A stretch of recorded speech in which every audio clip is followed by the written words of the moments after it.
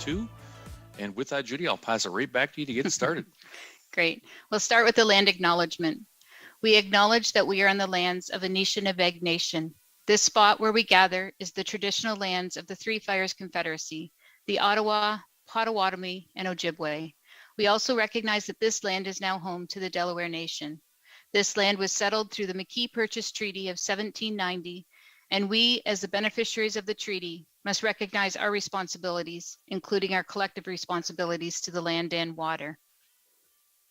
Mr. Mayor, there is no supplementary agenda this evening, and we have one pecuniary interest with regards to the planning application of 10D. Councillor Solomon has a conflict with regards to Bradley Meadows Limited, 671 Grand Ave West, community of Chatham. And we'll hand it over to Planning Services.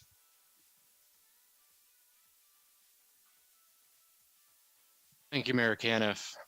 The planning process to be followed for each application is: number 1, the clerk will announce each individual planning item.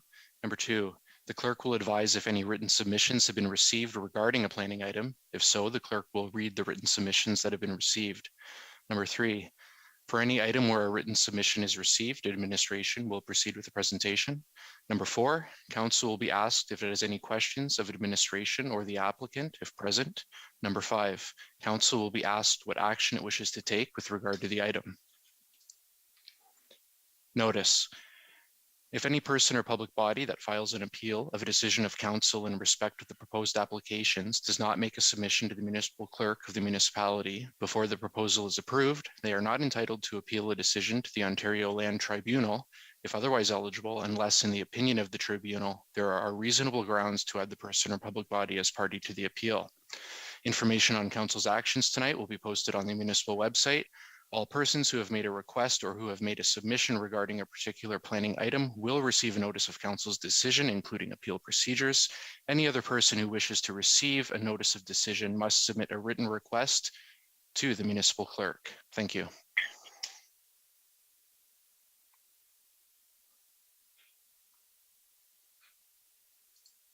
Okay, we'll move into 10A, planning.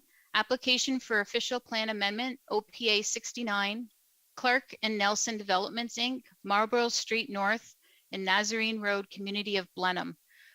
We have one deputation that was received this evening, and the agent is on the line, Mr. French. I'll read the deputation now. It is from Leonard Verhart at 58 Chatham Road, Blenheim. This letter is in regards to the proposed official plan land amendment filed D09 BL02 22C OPA number 69. I received a letter notice regarding this matter during the first week of April 2022. This has allowed less than a month's notice to respond to this matter. Not only is it a short notice, but the public meeting will only be open to electronic viewing with no verbal deputations allowed. The letter further states that a hard copy of this submission would be available from our local municipal center. When my wife went to the Blenheim Municipal Center to obtain a copy, she was told we'd have to go to the Chatham office to obtain a hard copy. If memory serves me correctly, this entire area is already zoned for a single-family dwelling. The only change occurring here would be removing the light industrial single-family dwelling zoning for the south side of Nazarene Street and replacing it with a town home and high-density rental zoning. In 1995 or 1996, I attended a Blenheim Town Council meeting where this same exact matter was being requested by the landowner at that time. I presented a signed petition from all the residents of Chatham Road opposing any change of zoning from then current single-family dwelling zoning to multi-family dwelling units. In the intervening years, I believe only 6 of the original homeowners petition signers had moved out of that area. I'm also unsure that the current homeowners would still object to this zoning change. However, Chatham-Kent Council has not supplied the homeowners with enough information or allowed enough time to deal with this matter. For now, I would like to point out some of the more obvious issues this zoning change will create. The proposed changes could potentially add 612 living units to the Blenheim's current infrastructure. In other words, 1,200 to 2,400 new residents, or a 25 to 50% increase to Blenheim's population. This is a town that has no urban transportation service whatsoever. There is also no sidewalks or commercial districts close to this area. The nearest place to buy a loaf of bread is over a mile away, walking along the side of a rural highway with no sidewalks in sight. Blenheim's current sewage system relies on a couple of pumps located 40 feet down a small well chamber. These have failed several times already in the last 2 decades. Can this system, which is already suffering from major issues that require $1 million in repairs, handle a 50% increase in volume without major additional expenses that will get passed on to the current taxpayer of Blenheim? It would appear that the Director of Planning Services, Ryan Jacques, has done little to no research regarding the state of infrastructure in Blenheim. Who will end up paying for all this infrastructure development? Blenheim taxpayers?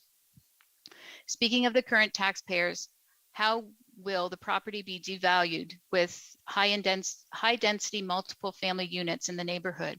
Will Chatham-Kent be lowering their tax bills to reflect the loss in property values? There is also the issue of fire department capability. High density rental units, as allowed by the requested zoning change, could result in structures of 10 stories in height or more. Does the Blenheim Fire Department have equipment capable of effectively fighting fires or performing rescues at these heights? In 2021, Chatham-Kent Council approved the building of a 6-story structure in the site of the old Cherry Co-op in Blenheim. This decision was made with apparent disregard for the fact that the property sits right on top of an easement for the main sanitary sewer line that serves the south half of Blenheim. This is a 40-inch diameter asbestos concrete pipe, which has a potential to become filled with explosive gases to detonate below a multi-family structure. It appears that there is a lack of due diligence both by administration and council in dealing with matters regarding the smaller outlying communities of Chatham-Kent. If nothing changes, this will be another case of council disregarding the taxpayers and ramming through changes for the profit of a few individuals. Signed by Leonard Verhart.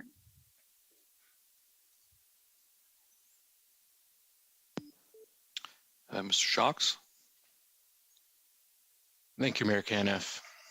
The municipalities received an application for official plan amendment from the owners of the subject property, which is located in the community of Blenheim in its southwest portion of town along Marlborough Street North as it transitions to Middle Line. Now, the property in total is about 45 acres in area and comprised of currently of 3 separate parcels. The applicants have a stated intent of continuing on with the planning process if this application is approved tonight with eventual zoning and draft plan of subdivision applications. However, tonight it is only the official plan amendment application that is before council. The official plan amendment seeks to change the municipal land use policy that this site is currently subject to. I'll outline those briefly now. The front portion of this property, a small portion of this property fronting Marlborough Street North, is currently designated employment area in the Chatham-Kent official plan. This application seeks to redesignate this area, shown in the hatched blue lines, to residential. The large middle portion of this parcel just to the south is already zoned or already designated, in the official plan for residential uses. There's no changes proposed in this land use designation. The southerly portion of the property, this would be in the extreme south, abutting the railway corridor toward Fargo Road. These lands currently do not carry a particular land use designation. They're in what's called an urban reserve designation. So this application proposes to convert these lands to a specific land use, also being residential. The second component of this application proposes to address municipal land use policy for residential areas that requires a high density residential site to be located on a collector or arterial classification of street or within a downtown area. The existing Nazarene Road and future streets will be classified as local streets. Therefore, the application proposes at the outset to permit high density residential development on a local street.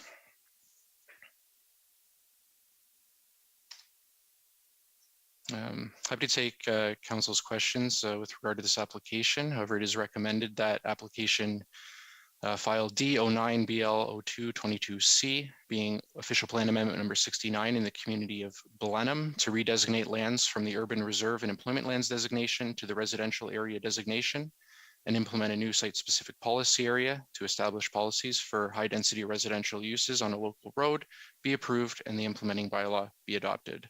Thank you, Mayor Caniff. Councillor Sakachi and Councillor Thompson, can I get you to put this on the floor, please? Happy to put this on the floor, Mayor Kaniff. And I'm happy to second it. And Councillor Sakachi, you had some questions. Yeah, thank you, Mayor Caniff. Just a couple of very brief questions to Mr. Jakes. So Ryan, I know that there has been some questions, and I know that our planning department always do a very diligent job looking at all these, proposals and amendments to ensure that they're, that we're following proper protocol. But there has been some conversation about, the sewer capabilities with, the large, developments coming to on Talbot Street and the one on Marlborough Street. I know this, you might not be able to comment directly. I'm not sure if Mr. Sullivan's on the line or not, but is this something that has any concern from the planning department whatsoever? Thank you, Mayor Caniff.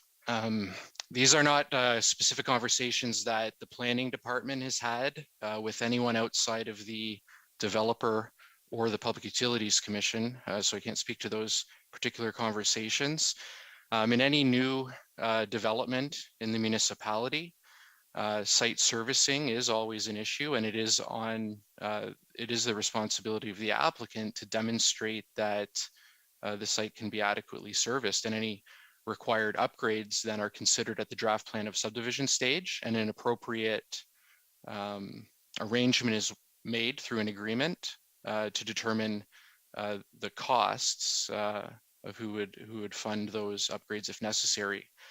I'd like to add as well that at a policy level, we're talking here about an official plan amendment, so we're not yet talking about the particulars of a draft plan of subdivision itself that would lead to construction. So at a policy level, a property is not required yet to be serviced. That comes later. However, the municipality is simply required to ensure that there is an adequate supply of treated water to support the development, and as well that there is an adequate capacity in the sewage treatment system to treat the effluent coming forward. Ultimately, it's the responsibility of the developer to ensure that the water can be distributed through the development and the effluent taken away. So those details will come, but at a high level, there are no concerns about servicing this site. Now that doesn't mean that there will be no investment into the existing system, but those details are yet to be determined through further applications. Thank you. Thank you, Ryan. And you actually, you answered all my questions where I was leading from the initial question, is that there's still a lot of work and a lot of different reports that are becoming to this, for this subject property. So just by the approval of the official plan amendment, the municipality is still going to be doing their due diligence, working with the developers to ensure that all the criteria is met, and that obviously that that we're able to facilitate this new subject property. So it's not that we're not considering all that. It's just that at this stage of the planning aspects, it's just really an amendment to the official plan. That's correct. And I just wanted to make a really brief comment through you, Mayor Caniff. This is something that has been, talked about being developed for decades and decades and decades. Unfortunately, my grandfather at one time with his brothers owned this piece of property, and unfortunately they passed away very young. And their goal and their endeavor was to always develop this portion of land in Blenheim, and to see it fall into hands of people that are going to develop it and have some, and see some growth in the community. I know that it was going to be a great deal, a lot to some people that aren't there anymore. So it is very nice to see this residential development, and I'm looking forward to the planning department as well as the property owners working together to ensure that all the questions and the proposed proposal is answered, and to ensure that the subject land are proceeded with in a proper way with proper public consultation. Thank you.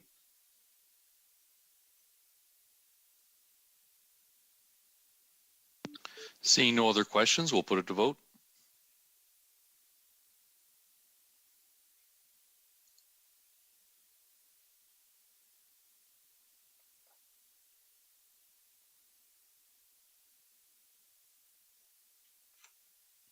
So waiting for a couple votes, please, councillors.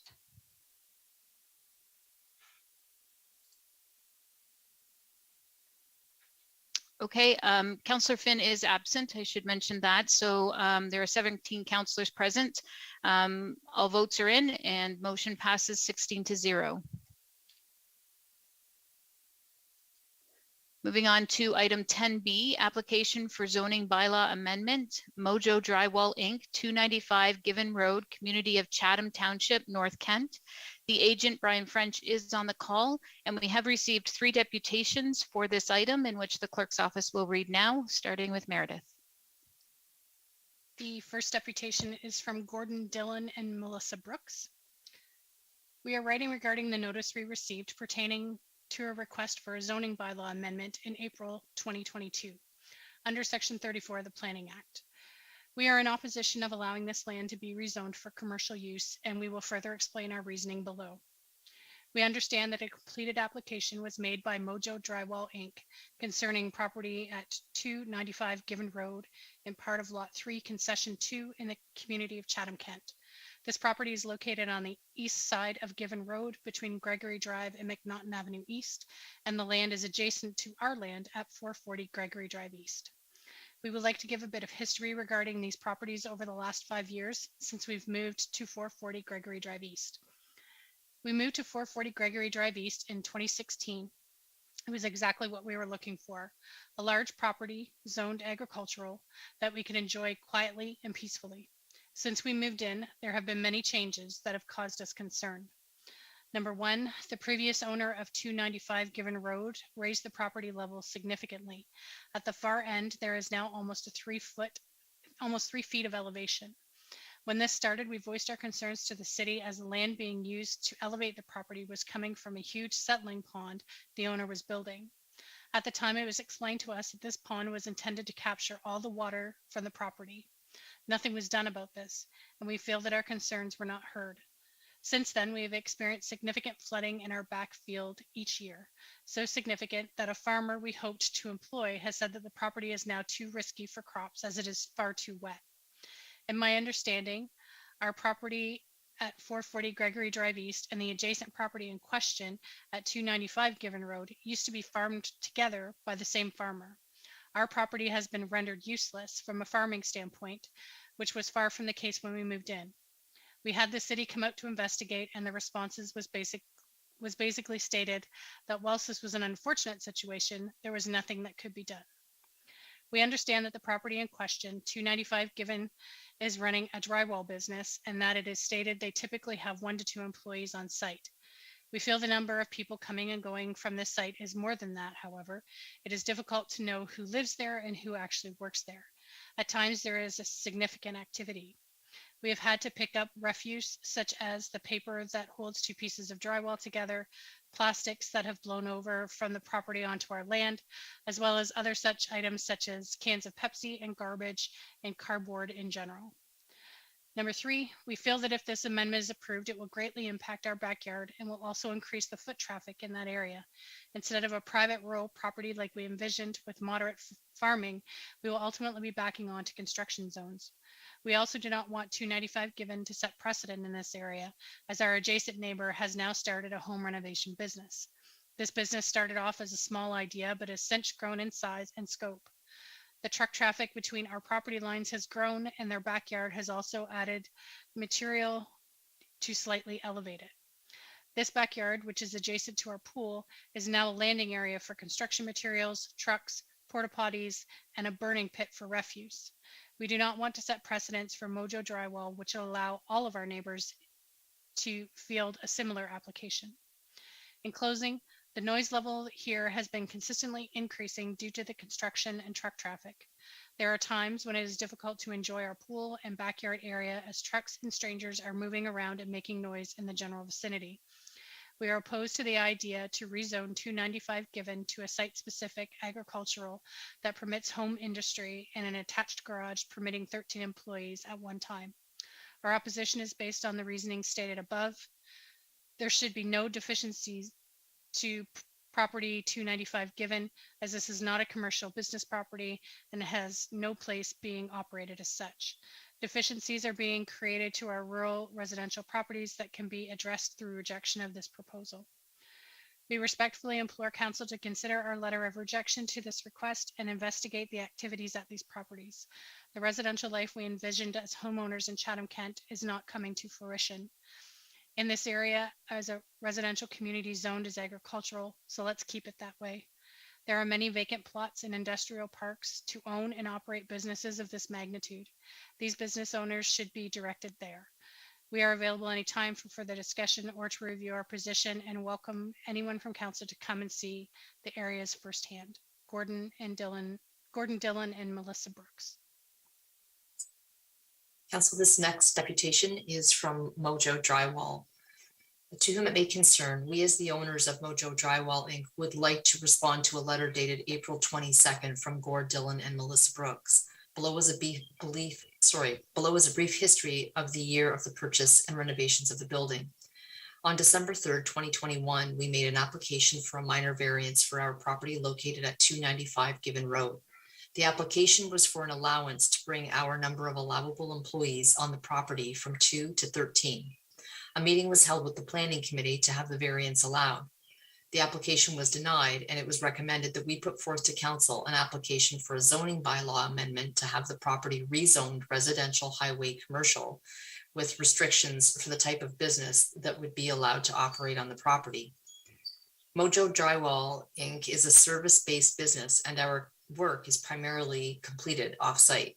As a small business owner, we can run a business out of our home and with 2 employees on site. When we first moved into the building, we misinterpreted the 2 full-time employees as being 2 full-time employees on site, and others would be allowed to come and go. Once we were told of this error, we moved our morning meetings to an off-site location and have continued to operate that way and have found it beneficial. Mojo Drywall Inc. has operated in residential areas for 20 years and have not had any complaints from neighbors. Our request as a small business is to rezone the property to RHC to allow an increase in the number of allowable employees on site from 2 to 13. This would be for employees to be able to access the property for drop off and pickup of supplies a couple times each week and a monthly health and safety meeting. Operating within the confines of the current number of allowable employees on site can at times be difficult. Currently, office staff is taking time from regular office duties to run errands or drop supplies at job sites so that we maintain the 2-employee rule. We have also asked our office staff to come in early at times so that we can take an extra vehicle to the morning meeting site to drop off supplies when needed to maintain the 2 employees rule. This is always done from the south side of the property. All other traffic that is on the east side of the property is for personal to our home. Currently, the property is located at 156, 230, 240, and 252 Given Road and 472 Gregory Drive are zoned residential highway commercial, which entitles them to do what is necessary to operate their business. The property located at 252 Given Road has recently sold with the new owner to take possession later this year. Likewise, they may also choose to operate a business at that property. Given Road should not see any increase in traffic other than what is already on the road currently. The only heavy vehicle that is on the roadway is the garbage truck that empties the dumpster. It is only on the road twice monthly unless an extra dump is requested and approximately once a month for delivery of supplies. It is the same size and weight as the garbage trucks that the City of Chatham currently contracts for the garbage pickup along the road that occurs weekly. Response to the letter. With regards to bullets from the letter, number 1, as we only purchased the land in 2019, it was not Mojo Drywall that have raised the elevation of the land. That, as stated, was done by the previous owners. Number 2, it is true that we have a drywall business that is run out of the property. We have over the last couple of months logged the activity of the traffic that is in and out of our property. There has been activity of approximately 4 to 8 vehicles in and out of the property daily, not including our own personal vehicles. These vehicles include a delivery of shop supplies, personal deliveries, dumpster empties twice monthly, and a daily office assistant. This does not include weekends or evenings when we have invited friends to our home, which is located on the property. At times, we will host small groups of people for a Bible study, or we will have employees over that have become friends to catch up on their lives and enjoy social time with them. This is social time and should not be considered part of our business activity, as it is always after normal business hours or on weekends. We do our best to maintain a clean property, but like most homes, whether they are rural or residential, we do at times have refuse that strays, and we, like other homeowners, need to walk our property to clean up debris. Sometimes this means picking up debris that has blown over from other properties. We have contracted an outside maintenance contractor that comes once to twice weekly to do lawn care and yard maintenance. Municipal recycling and garbage trucks regularly leave small bits of debris that are loose in garbage cans or recycling bins, especially on a windy day. Also, it should be noted that properties and neighbors directly adjacent to our property have never complained. Those properties are all residential. Point number 3, we do not feel that as a small business that we are being invasive.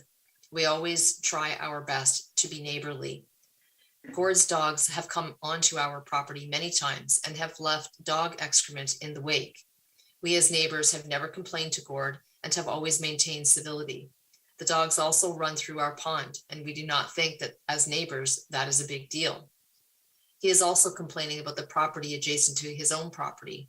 We have no control over the property that is located adjacent to his. We have only tried to maintain and improve our own property. By doing so, we are landscaping and have plans to plant trees to the northeast part of the fence line, which will block our view of the properties in that area to maintain privacy for both us and all the neighbors. There is also plans to fence in the garbage area to help prevent small bits of refuse from blowing around the property and to hide what is typically an eyesore. While we do have employees on site, the on-site employees are never in the back northeast part of the property. They come and go through a man door located on the southeast part of the building or through the large bay door on the south side of the building. They are never here for more than a few minutes each time, as we do not have employees typically come to the property. In closing, we feel that we have done everything that is possible and have gone out of our way to maintain civility with our neighbors and maintain a peaceful neighborhood. I do not feel that 3 small pieces of garbage that have blown over and cannot even comprehend how pop cans and cardboard ending up in his yard have been made to be such an extremely large problem. Regards, Joanna Formosa, Mojo Drywall, Inc. And the last deputation on this planning application is from Bill and Patsy Jenkins, 240 Given Road, Chatham.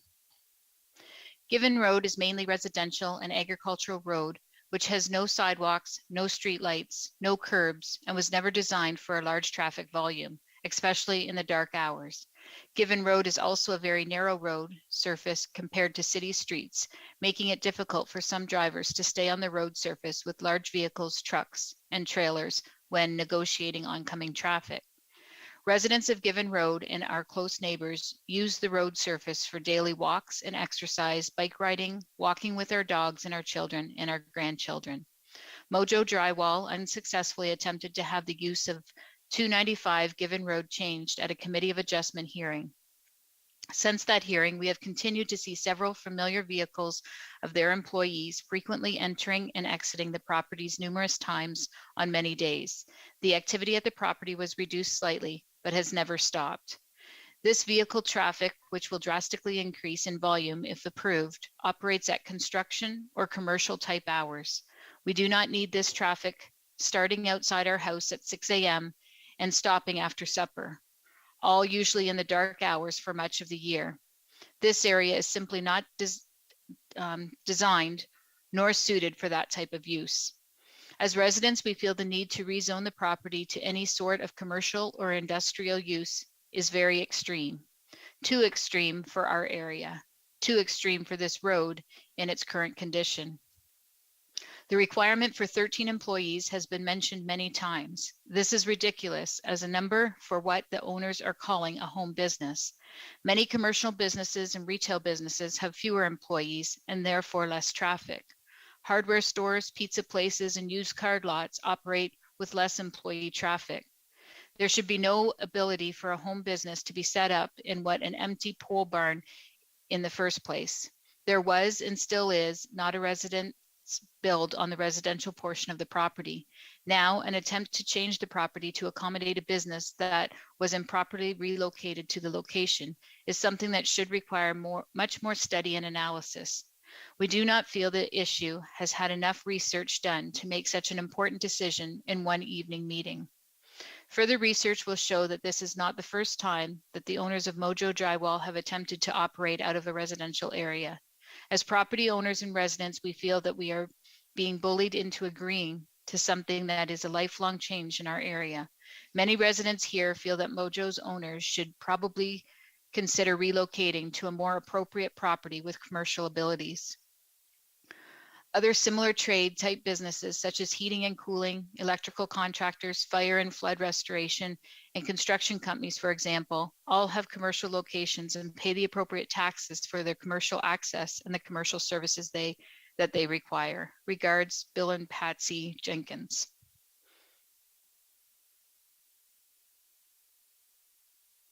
Mr. Jacques? Thank you, Mayor Caniff. The municipality has received an application for a zoning bylaw amendment for the property located at 295 Given Road. Given Road is a urban and rural road that goes between McNaughton Avenue and Gregory Drive. This portion of the road is in the rural area outside of the Chatham urban boundary. The property is split designated suburban residential and agricultural. The portion of the property containing the building and the business is located in the agricultural designation.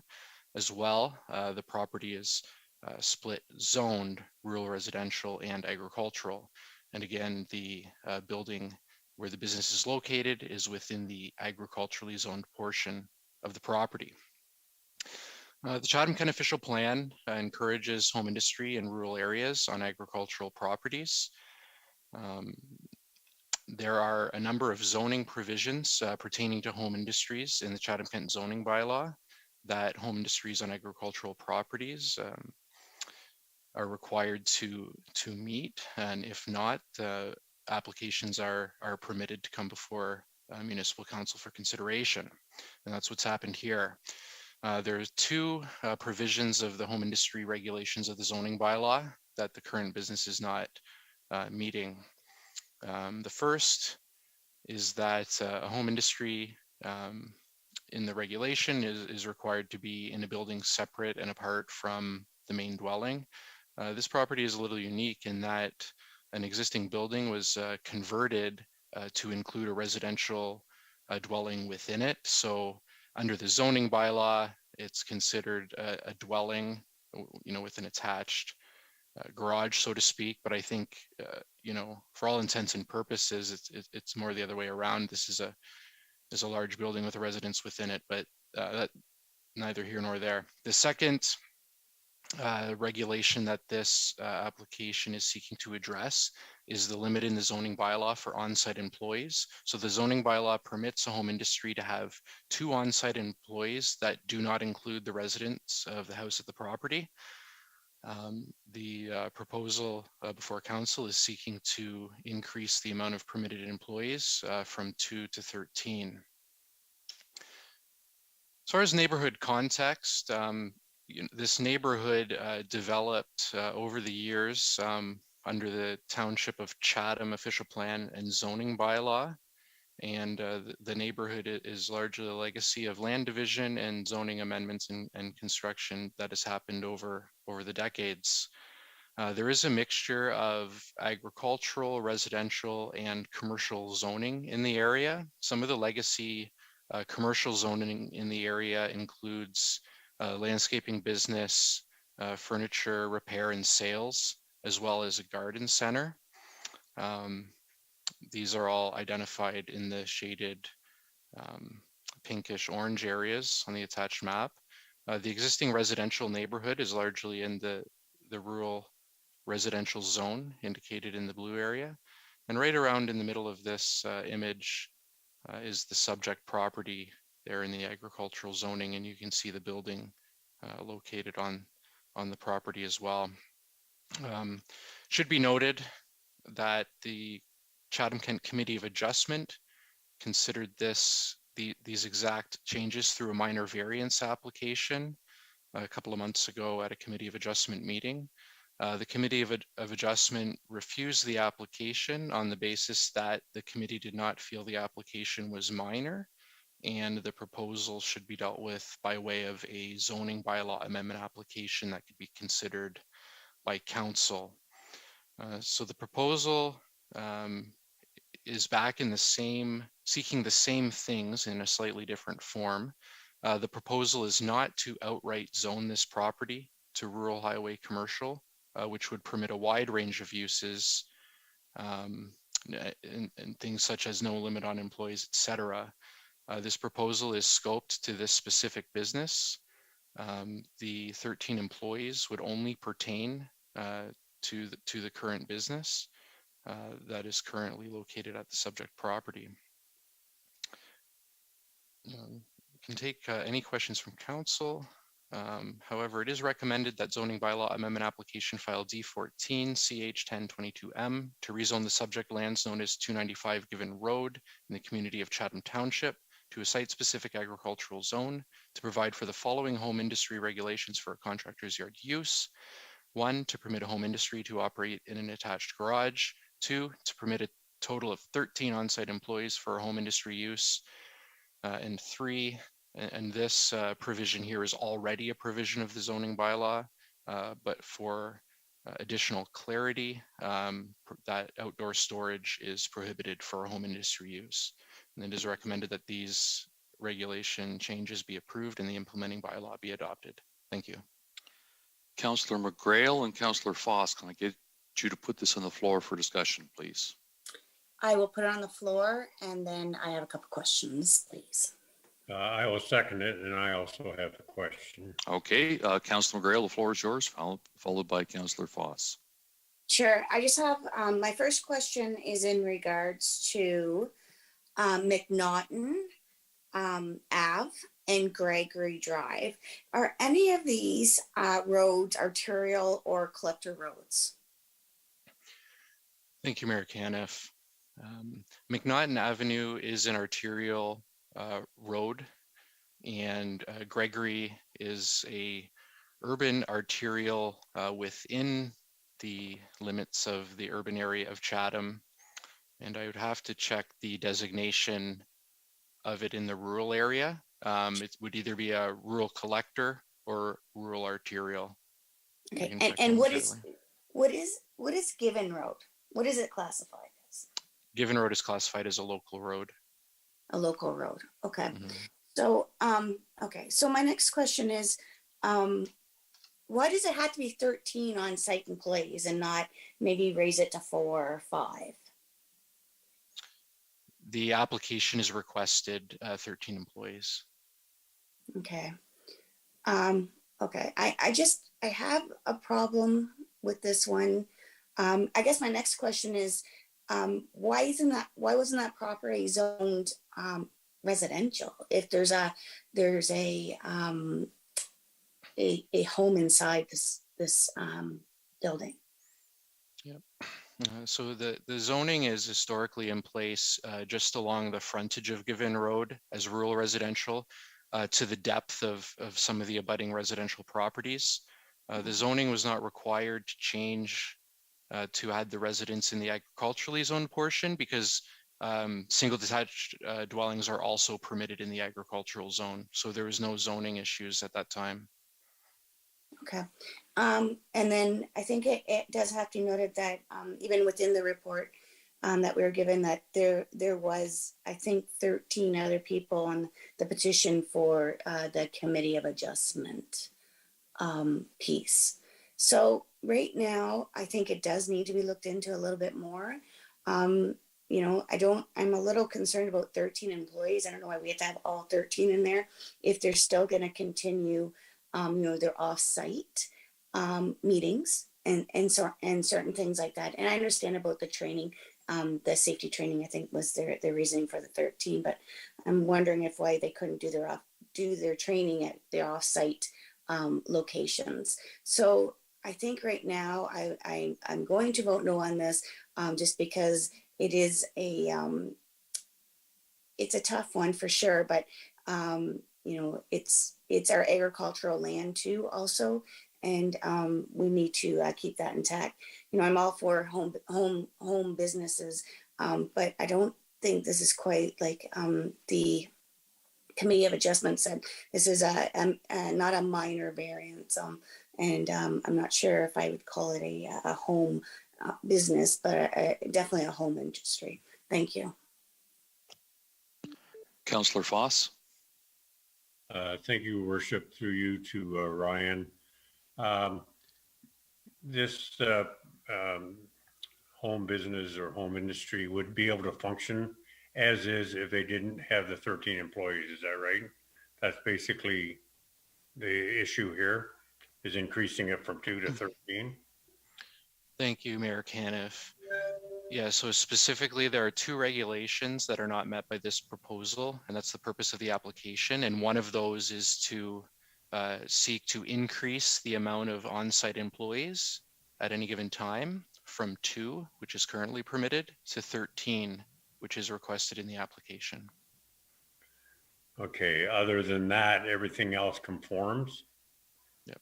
Save and except for the business being located with an attached garage, which in this case is perhaps more of a technicality than anything else. Yeah, how would that differ from a home business, which would be allowed in an attached garage? So in home industry, we're talking about a home industry here under the zoning bylaw. So a home industry, which is a business that can be located on an agriculturally zoned property, as of right under the zoning bylaw, is permitted in a separate building. However, they're not permitted as of right within a dwelling, and I think there's good reason for that. It's to ensure that when someone does want to have a business located within a building, that there's some due diligence applied with respect to the particular type of business it is, and any health and safety upgrades that might require a building code or building permit, to establish that use inside of a dwelling. So it's not that home industry should not be within an attached garage. It's simply that as of right, there may be a public interest piece that would have it come through a process such as this. Okay, I guess there's actually no services taking place except for storage, picking up supplies and tools and that type of thing. So basically you have 2 employees there, but just to accommodate the training and people going in and out to pick up stuff, they're just sort of being safe by having the 13. Is that right? Yeah, that's my understanding. I think I should reiterate at this point that it is administration's recommendation that council approve this application. The amount of traffic generated by this use, as implied in some of those letters, is not a municipal concern. These roads are very capable of handling a small incremental increase in traffic for employees, as well as some of the properties that are zoned in the area may not be operating commercial businesses at this time, but they could. And those businesses not only would have employees, but they could also have customers, traffic generated in this neighborhood through patrons to those businesses. This particular business is not the type of business that has a sales floor and items for sale. So it's not generating the same levels of traffic that another type of business in the area could in the future, or maybe has in the past. Thank you. Yeah, I think that answers my questions. I feel that, and I don't know these people, but it sounds like through their letter that they've been trying to accommodate, and I guess if they didn't want the 13 employees to be there on a legal basis, they could have probably ignored it and everything would have gone as normal. Is that correct? I can't say this.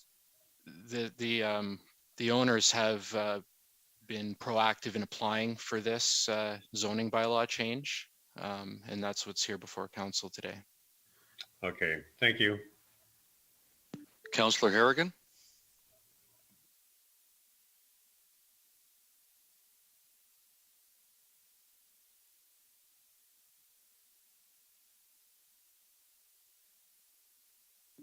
I see Councillor Harrigan's trying to connect to audio, so she's having some audio difficulties. Oh, Back on, Mayor Kenneth.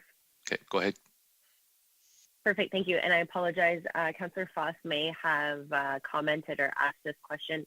Ryan, I was just reading in the report on page 4A, there was the note that not more than 2 on-site employees, not including those residing on premise, should engage in home industry. So does that mean whenever there is somebody who's doing a home-based business, the total people working for all of Chatham-Kent would be 4? Like if that's our current regulation? Thank you, Mayor Caniff. Yeah, the current regulation would permit up to 4 employees if 2 of the employees were living at the property. Right. Okay. That actually was surprising to me. I felt like that number was just a bit low, thinking of home-based business and how quickly home-based businesses may grow.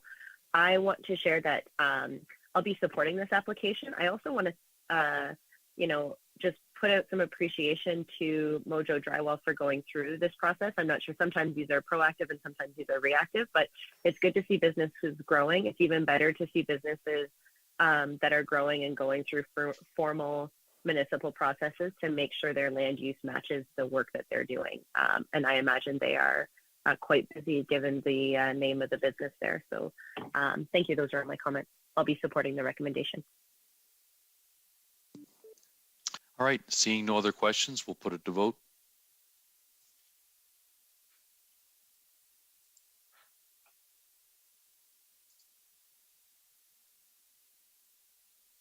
And just waiting for one more, council.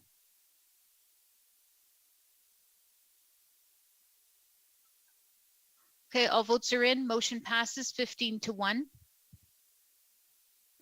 Moving on to 10C, applications for consent and zoning bylaw amendment. Robert English and the estate of Brenda English, 387 Bayview Avenue, community of Erio, South Kent. There are no deputations this evening on this application, and the agent is on the line. Councillor Latimer and Councillor Sakachi, can I get you to move this, please? Pleased to move that. Happy to second that, Mayor Caniff. Okay, seeing no questions, we'll put it to vote.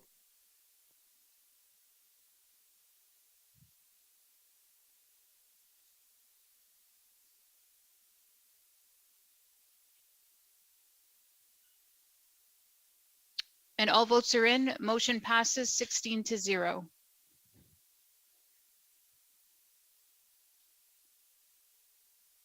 Okay, moving on to the next application. 10D, application for zoning bylaw amendment, Bradley Meadows Limited, 671 Grand Ave West, community of Chatham City. We have a conflict of interest by Councillor Solomon. We have 1 deputation on this particular application, and the applicant or agent is on the line. I will pass it over to Meredith. This deputation is from Jim Stewart. I am opposed to the proposal, which is in reference to the application for zoning bylaw amendment. This amendment would likely cause much more noise with trucks and people coming and going throughout the day, making it difficult for residents in the area to enjoy their backyards. It will also lessen the number of possible full and part-time jobs this all retail area has enjoyed for high school aged persons and older in the birdland. I own and rent out a property at 100 Baldoon Road. Jim Stewart. Mr. Jocks? Thank you, Mayor Caniff. The municipality has received an amendment or zoning bylaw amendment application for the property located at 671 to 725 Grand Avenue West in Chatham. The property might be more familiar locally based on some of the former tenants in the building. This is the building that formerly was home to the Zellers and Target stores over the years. The building itself has remained partially vacant since the closure of Target in 2015. There are currently 2 commercial tenants in the building. The application before council tonight proposes to expand the permitted uses of this property under the zoning bylaw. More specifically, the application seeks to permit indoor public storage within the building. In consideration of the shopping center commercial official plan designation for this site, the applicant has submitted a proposal that would, to a large extent, limit the public storage use or use that would otherwise not include retail uses to the rear portion of the building, save and except for an allowance for some frontage into the parking lot facing area of the building. It's my opinion that this proposal will continue to allow for the eventual use of the frontage of this building for retail commercial uses as it's intended to be in the official plan, but it also allows for utilization of a former large store for a use that will maintain viability of this property in the interim or for the long term. It should be noted that the main access point for the public storage use particularly will be in the rear of the building. The rear of the building is already the designated loading zone for this building, but also there's loading areas all the way down to the east as far towards Canadian Tire, which is on a property owned by another owner. So that loading and offloading would not be done from the parking lot side, which typically be where the activity of customers to the retail uses would be. It is recommended that zoning bylaw application file D14 C7621B to rezone subject lands at 671 Grand Avenue West in the community of Chatham to a site-specific urban commercial district commercial zone to add public storage with specific regulations as an additional permitted use and to maintain the site-specific provisions of the zone be approved and the implementing bylaw be adopted. Thank you. Councillor B. McGregor and Councillor Crew, can I get you to put this on the floor, please? Happy to move it. Second? Seeing no questions, we'll put it to vote.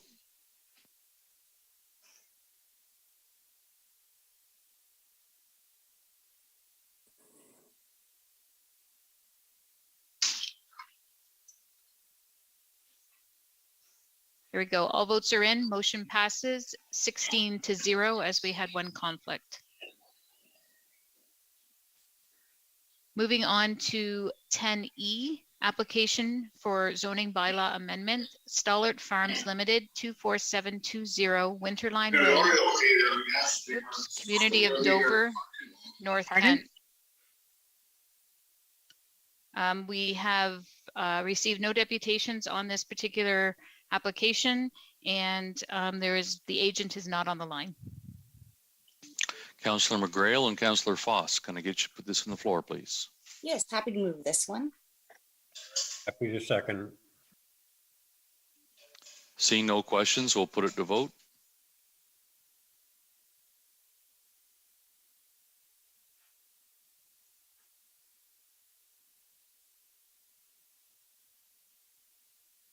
All votes are in. Motion passes 17-0. And the final planning application for this evening is application for minor variance 2811629 Ontario Inc. DeMall Drive, Community of Dresden, North Kent. We do have the agent on the line and we have received one deputation for tonight's application, and I'll pass it over to Kathy. Thank you, Judy. This deputation is from Don Martin. With respect to DeMall Drive. If the variance is approved, it will increase the maximum lot coverage, and I would like to know how the proposed distance from 1, the front property lot line to the home, 2, the back property lot line to the home, 3, the home to the property lines on each side. I don't agree with the variance and feel the homes should keep with the current 33%. Thank you, Don Martin. Mr. Jacques? Thank you, Mayor Caniff. The municipality has received an application for minor variance to increase the lot coverage for several lots on the future Demal Drive from 33% to 45% for semi-detached dwellings and semi-detached dwelling units.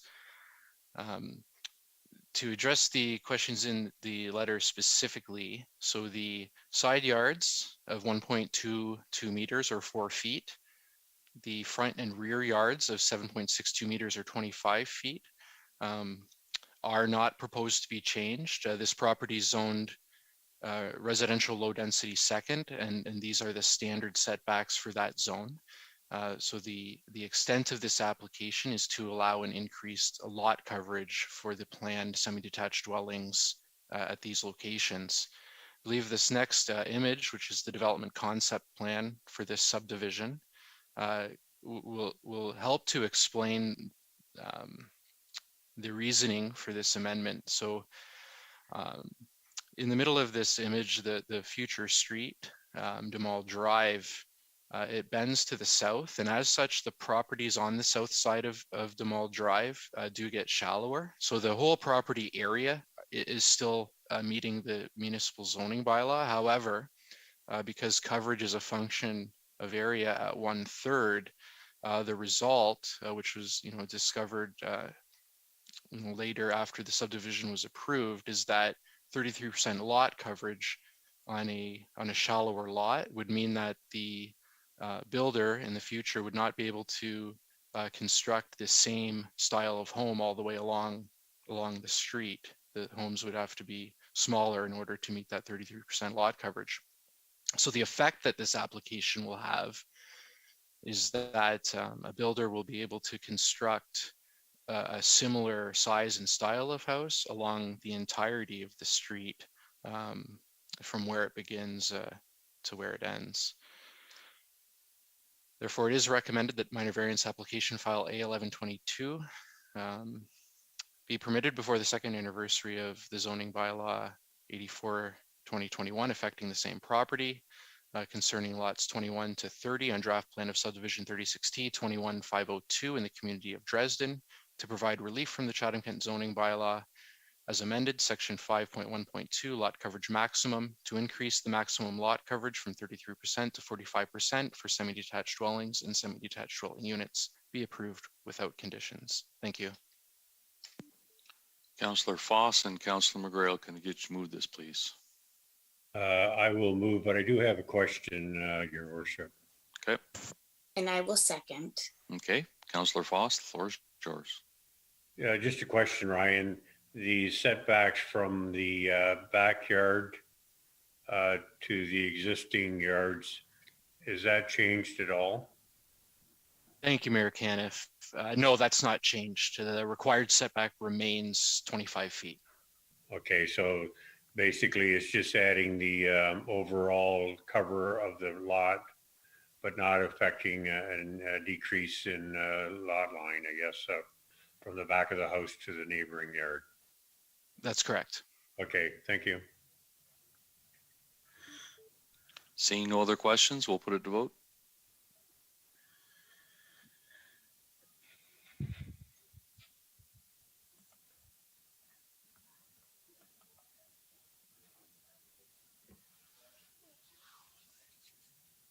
All votes are in. Motion passes 17-0.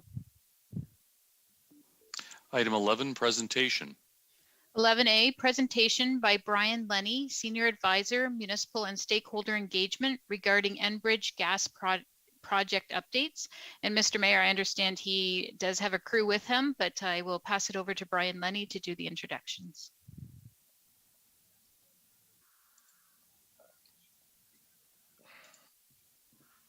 Okay, so thank you, Your Worship, and members of council for the opportunity to present this evening. My name is Stephen Jellick. I'm the Director of Southwest Region Operations for Enbridge Gas. Although Brian Lenny arranged this, I he's passed on the obligation to speak to it to me. I'm also fortunate to have a number of colleagues joining me this evening. And in addition, Kathy Smith from Waste Connections. So why are we here this evening, tonight? Well, really, if we can move, sorry, I don't know who's controlling the slides, either Brian or somebody. Okay, there we go. So why are we here this evening? Really, we're here to present what I think are two really very significant projects in the Chatham-Kent area that will benefit both local economy and environment. The first being the Panhandle Regional Expansion Project, and the second, equally important, is the Ridge Landfill. So it's a renewable natural gas RNG project. In addition to sharing the projects with Council this evening, we're really here to ask for your support for these projects in the form of a resolution or a letter, which of course we would include as we get prepared to submit our application to the Ontario Energy Board. And we plan to do those for both projects quite shortly. Next slide, please. Okay. So this is really good news for the economy. What we have here is significant demand on the Panhandle regional system. And really what we're trying to do here is increase the capacity of our existing Panhandle transmission system, which today serves residential, commercial, industrial, greenhouse, power generation, and obviously the customers in the municipalities, Chatham-Kent, Windsor and Essex County. Really to provide you a sense of magnitude, and one that I think many of us on the call today can relate to, the equivalency of bringing this reinforcement on is equivalent to actually connecting about 215,000 new homes to our system in 1 year. And to give you a sense, Enbridge Gas across Ontario might add anywhere between 45 to 50,000 new residents in any given year. So again, a very significant capital outlay due to the demand. I'd also add that based on the feedback received from this project through the expression of interest process, we believe that there's probably just north of 11,000 jobs that could be created through the business growth with the increased capacity. And then, secondly, I would say the total direct capital investment indicated by these interested parties is somewhere north of $6 billion. So again, very significant opportunity. You may ask me what is the cost estimate of this project for us? It's around $300 million. So again, another very significant outlay for Enbridge Gas. The other thing that I'm sure Council would find of interest is that the project will also mean an estimated increase in property taxes paid to Chatham-Kent of over $705,000. Next slide, please. Okay. So there are really two main components to the Panhandle Regional Expansion Project. I'll say the main component which I'll speak to is sort of on the Chatham-Kent side, which is the Panhandle reinforcement. I won't touch on the other pieces because they fall into Leamington, Kingsville, and Lakeshore. The Panhandle reinforcement, if you look at the map, it is the light purple proposed route shown on the map. I think it's important to note that it follows our existing Panhandle transmission line. So what we plan to do here in terms of the construction is really take 19 kilometers of new pipeline, loop it parallel to the existing 20-inch Panhandle pipeline. And so this is 36-inch pipe, and it'll be located adjacent to an existing pipeline corridor between the Dover transmission station located at the Balmoral line and the town line road in the municipality of Chatham-Kent. And then to be constructed, a new station in the municipality of Lakeshore near Richardson Side Road and Middle Line. Again, I think important to note that this project is to be constructed in private easement with road crossings as required. And again, if approved by the Ontario Energy Board, construction would begin in early 23 and be completed by November to December 23. Next slide, please. Okay. The Ridge Landfill Renewable Natural Gas Project, and one that I think we were very pleased to be, it was Jim Redford, our Vice President of Energy Services, along with Mayor Kenneth and others in Blenheim earlier this month to announce.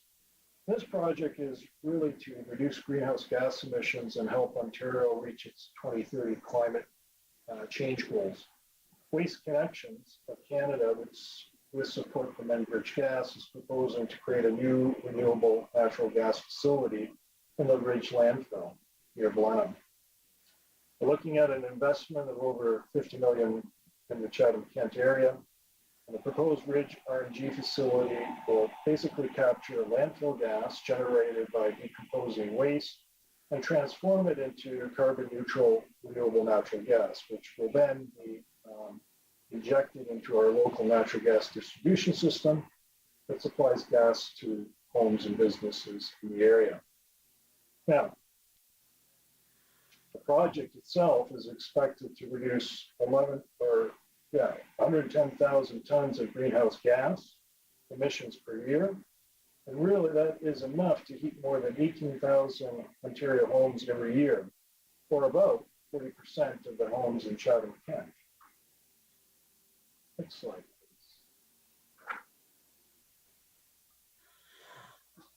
please.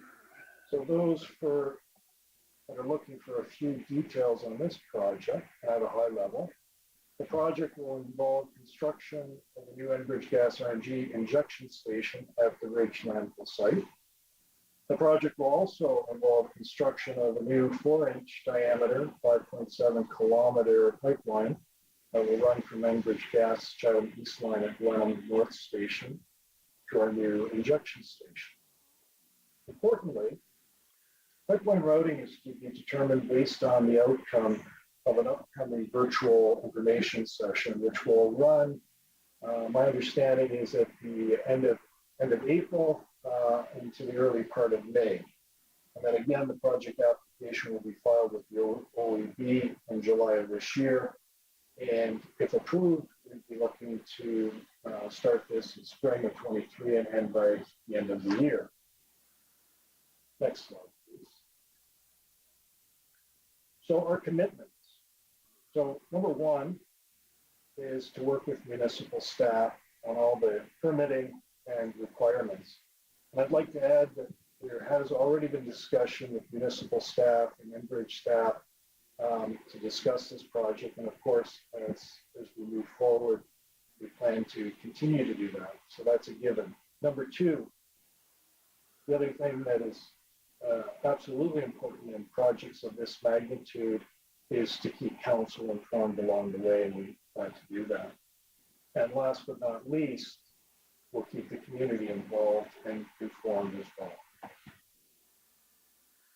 Move to the last slide, please. So I really can't overstate the importance of council's voice that they can make in opportunities and applications like this.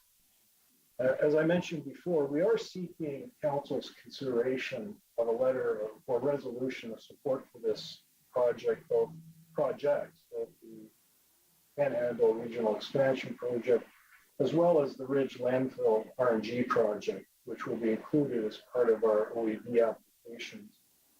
And I would share with you that at current, for Panhandle, we have received support in the City of Windsor, Chatham-Kent Chamber, Windsor-Essex Chamber, and Invest Windsor-Essex. And we have about 3 or 4 more presentations to council set in the next few weeks. So we have a lot of support. And of course, we would love and value your support for this project.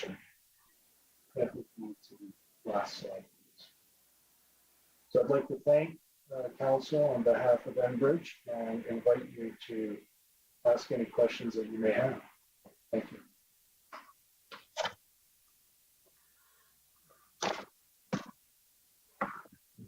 Okay, Councillor Kirkwood White. Thank you. Through you, your worship, just asking whether the clerk or someone has prepared such a resolution that we might move in second tonight. No, I have not.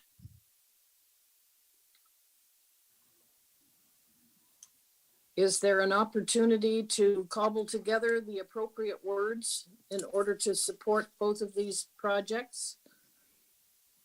Is this maybe something we can work with Enbridge, just get the approval to do it and work with Enbridge and the proper wording that they'd like to see for their submission to the OEB? That's the course, your worship. I would ask that Brian Lenny work with whoever you designate to come up with the proper wording and format. So Councillor Kerr, would you like to move just simply that council provide support for the two projects through I'm happy to do that. Yes, thank you. So we can go simple wording like that. Councillor Sakachi, would you like to second that? Yes, I would, Mayor Caniff. Okay. Meredith will type that up and get it on the screen for us. So is there, I see Councillor Kirkwood White, do you have any questions or was that, you just want to make the motion?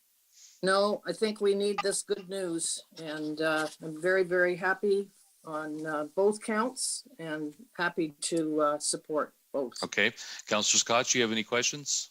Thank you, Mayor Caniff. No questions. Just wanted to see. I really appreciate the presentation. I didn't know if Kathy Smith had any words to add as well, because obviously they're a major contributor in this as well, and I know that she's online. Just didn't know if she had anything she wanted to add. Kathy, would you like to add anything in? Thank you, Mayor. Happy to be here. I was happy to be here in order to support any questions there may be about the facility. I leave it in Enbridge's good hands to get the support of council for the pipeline, which of course we require in order to feed the gas into the system from the facility. So thanks for letting me say a word. Okay. Councillor Thompson. Thank you very much, Mr. Mayor. Yeah, Councillors Sakachi and Kirkwood White really hit the nail on the head. This is two important projects for Chatham-Kent, and specifically the one for the Ridge Landfill RNG project is one I'm really excited about. It's really good for the community of South Kent, really good for the environmental sustainability of the landfill. Really happy to see these going forward. Thank you. Excellent. So there's the resolution that we've come up with. Councillor Kirkwood White, are you comfortable with that? That says what I wanted. Thanks very much. All right. And Councillor Scott, are you just as happy? Yes, I am, Mayor Caniff. I just had one question directed towards you, actually, really briefly, Mayor Caniff. Do you think that from a municipal standpoint that our media, we could, maybe kind of work with Enbridge as well as our landfill? I know that we've already did a little bit of one, but I think it's really important to kind of get this messaging out and how big of a deal this is in our community, and work with our, the media department and Mr. Blake to ensure that all the knowledge is and how important this is going to be to our community. I totally agree with you that each and every one of us should stand on the mountaintops and proclaim how great this project is for Chatham-Kent, and we'll work through the municipality to do it. We'll work with Enbridge. We'll work with Kathy and her group to make sure that everyone is aware of it and the huge benefits that it brings to our community. Appreciate that, because this, like I said, that presentation was very good. I just think that we need to make it a little bit more public so people can see how big of a benefits they are. Thank you. Thank you. All right. Seeing no other questions, we'll put this to vote.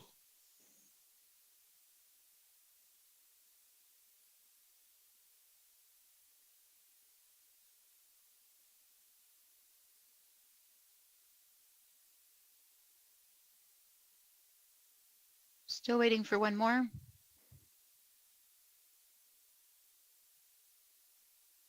Okay, all votes are in. Motion passes 16-0. Mr. Mayor, we are now moving on to the deputations for the remainder of the council meeting, and we have 4 this evening. And the first one is with regards to item 18A, the tax policy 2022. And Bill Parks, the chair of the Political Action Committee from Kent Federation of Agriculture, has submitted the following deputation. Mayor Darren Caniff and Chatham-Kent councillors, the farm tax ratio at 22% is fair today and does not need to be raised to 23%, period. In November of 2021, the provincial government confirmed that the assessment cycle impact would be further delayed until at least 2024.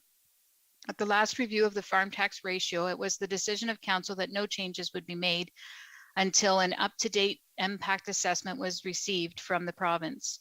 Whether you are a farmer or a homeowner, you have seen the values of all real estate appreciate significantly in the last 2 years. We have heard our grandchildren wail about the cost of any house anywhere go out of sight in cost. You can hear the young farmers today echo the same concern, and the cost of farmland is going out of sight. Farmers in all parts of agriculture are facing wild changes in the cost of providing our Canada their food.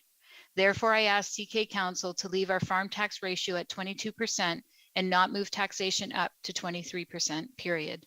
Sincerely yours, Bill Parks. And the next deputation is with regard to item 21A, the motion by Councillor Thompson regarding the establishment of a rural economic advisory committee of council. And this is from Jay Cunningham, the president of the Kent Federation of Agriculture. Mayor Caniff and members of Chatham-Kent Council. I am Jay Cunningham, president of the Kent Federation of Agriculture.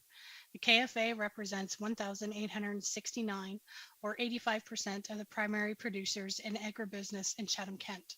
Our primary focus is a strong and sustainable agricultural sector. Our success is evident as agriculture remains this municipality's largest economic driver.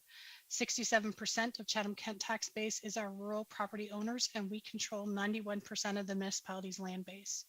It has come to our attention that Councillor Thompson will bring a motion to this evening's council meeting regarding the establishment of an agricultural advisory committee of council. He has clearly and accurately represented the need for this industry-focused committee, and as a primary representative of agriculture in Chatham-Kent, we feel this would only enhance council's understanding of agriculture and improve communications with our industry. We know that council wants to see improved communication and enhanced relationships with all of its major stakeholders. We feel that having an industry-focused committee of council will help accomplish this goal, and the KFA supports such an effort. Thank you, Jay Cunningham. Council, the next deputation is by Ron Verhel from a Bothwell property owner in support of Councillor Thompson's motion. As a property owner in Chatham-Kent, I fully support the motion that Chatham-Kent Council create a rural economic advisory committee of council. We have a very large agricultural tax base, and we need to have a direct link with council on matters that affect our agricultural community as well as the community at large. I will give a few examples. Number one, to promote what we grow and process here in Chatham-Kent, thousands of jobs are involved. Number two, to show that farmers can and will always take care of our land and forests. Examples would be, we would plant a windbreak to protect the soil. After its life uses, we may need to remove it due to the trees no longer serve their purpose or equipment size that does not allow us to manage our farm properly. Some of the public look at us destroying trees. It's a farming tool. There should be an established committee who can explain to the public and council why this needs to happen. Number three, this committee can help educate council and the public and also support rural ag business in their development. I strongly support this idea. We have been without an option like this for some time now, and I feel that to establish this committee is both time and money well spent. Ron Verhel. And the final deputation on the same item is from Brian Wright. Mayor Caniff and Chatham-Kent councillors. I am Brian Wright with Chatham-Kent property owners. Rural Chatham-Kent property owners are 67% of CK tax base. Councillor Trevor Thompson is bringing a motion to council regarding rural manufacturing, rural commercial businesses, and agriculture and food production. Councillor Thompson has identified planning and knowledge as an important part of supporting agriculture in Chatham-Kent. Councillor Thompson has identified municipal programs such as CIP need to be accessible to rural Chatham-Kent agricultural business owners. We, the rural property owners of Chatham-Kent, support Councillor Thompson's motion to council for a rural agricultural advisory committee for today and for future Chatham-Kent councils. We need consideration in all of council's decisions today and in the future. Thank you, Brian Wright. So, Mr. Mayor, that brings us to the consent agenda. So I will review which items were pulled by council for this evening. So we have items 15B pulled by Councillor Latimer and Kirkwood White, which is the request for proposal for RFP R22-173 consulting engineer services for replacement of 4 structures and rehabilitation of 3 structures on Big Creek in Chatham Township. 15C, tender award T22-103, the supply and place gravel, pulled by Councillor Carmen McGregor. And item 15E, the RFP award for R22-188, the trails roster for 3 years, is pulled by Councillor Sakachi. In addition, item 18A, tax policy 2022. This item has been pulled by Councillor Latimer, Councillor Kirkwood White, Councillor Wright, Councillor Pinsino, and Councillor Carmen McGregor. 19A is the Ontario Heritage Act, removal of the Municipal Heritage Register, 315 Elgin Street in Wallaceburg, is pulled by Councillor Hall and Councillor Carmen McGregor. Item 20A, the 2022 Building Lifecycle Projects, pulled by Councillor Kirkwood White and Councillor Carmen McGregor. And the final report pulled is item 21A, which is the motion of Councillor Thompson regarding the establishment of the Rural Economic Advisory Committee of Council. It's been pulled by Councillor Thompson, Councillor Latimer, Councillor Hall, and Councillor Kirkwood White. Therefore, in the consent agenda this evening, we have the following items. Items 14A, B, C, D, item 15A, D, items 16A and B, item 17A, 18B, C, D, 19B, C, and 20B, C, and D.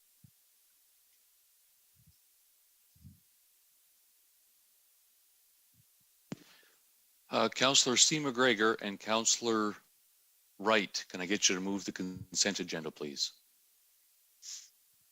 Happy to, Mayor Canna. Happy to second it. Okay. Seeing no other, Councillor Sakachi, you had a question? Thank you, Mayor Kenneth. I was just asking to move it because I was going to add 15E into the consent agenda, but if it's a lot more work, I can just we can just vote on it separately very quickly. But my comments have been resolved by staff in a last-minute phone call to Mr. Pollock. I think we can quickly add 15E there if you're okay with that. Judy, Yes, is that I am. all right? Yes, we'll quickly add that. All right. Judy and Meredith can work their magic. Meredith can work her magic. Thank you, Meredith. I do apologize. I didn't get a chance to speak to Mr. Pollock till just before 6 o'clock. All right, there we go. It magically appeared. Perfect. Okay, the mover and seconder are good with adding 15E. Okay, we'll vote. We'll put it to vote. Thank you.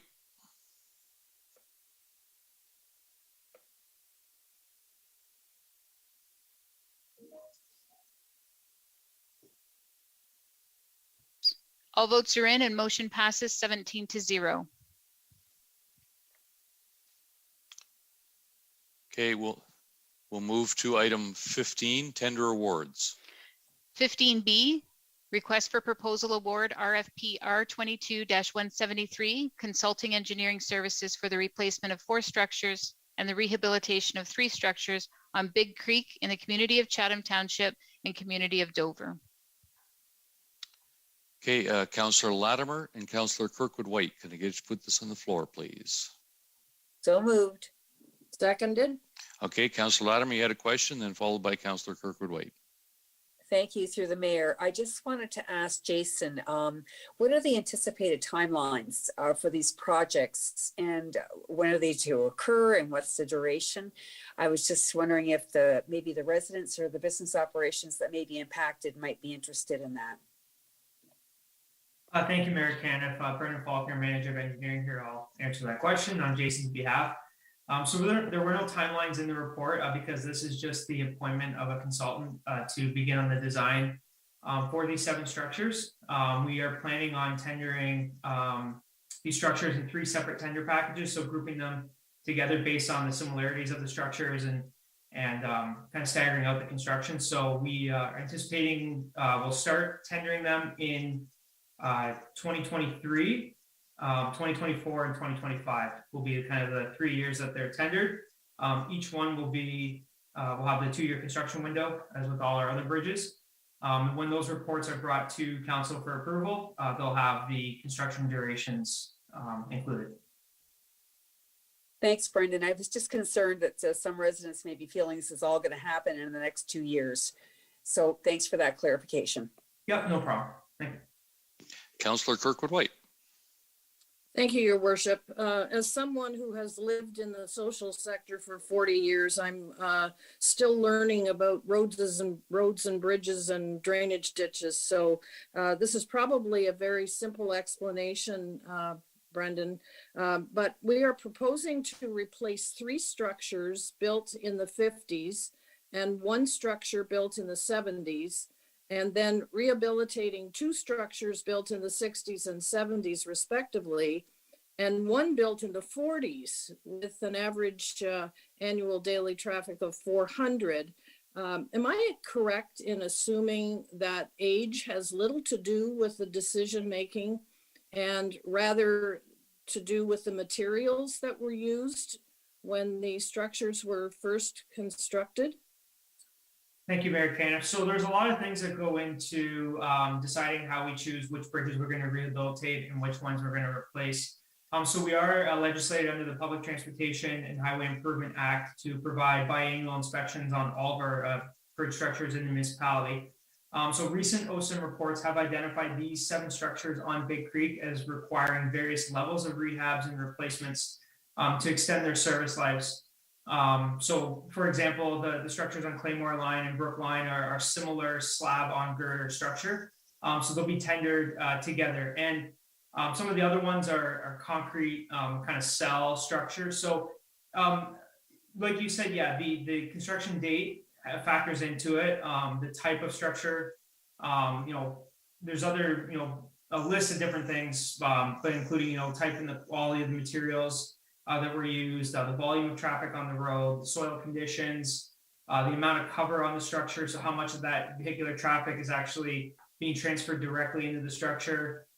Just some of the different hydraulics of the water courses that the structures go over, location and kind of their orientation to the wind and that. So there's a lot of different things that go into it. We also, might be catching, I think, one of the structures you mentioned, it was in the 40s. And we're rehabbing it, and that's just, we had a consultant go out and provide a detailed condition assessment and found that there's still service life in the existing abutments and piers, and that could be for a variety of reasons. But that's why we decided, not to replace that one yet, do a rehab, and whereas some other ones might be further along in their service life and are requiring a full replacement. Great. Thanks very much for the explanation. No problem. Thank you. Seeing no other questions, we'll put it to vote.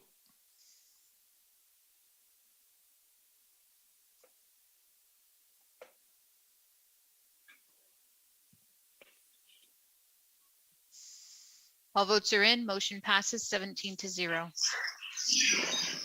Moving on to the next item, which is, 15C, tender award T22-103, supply and place gravel.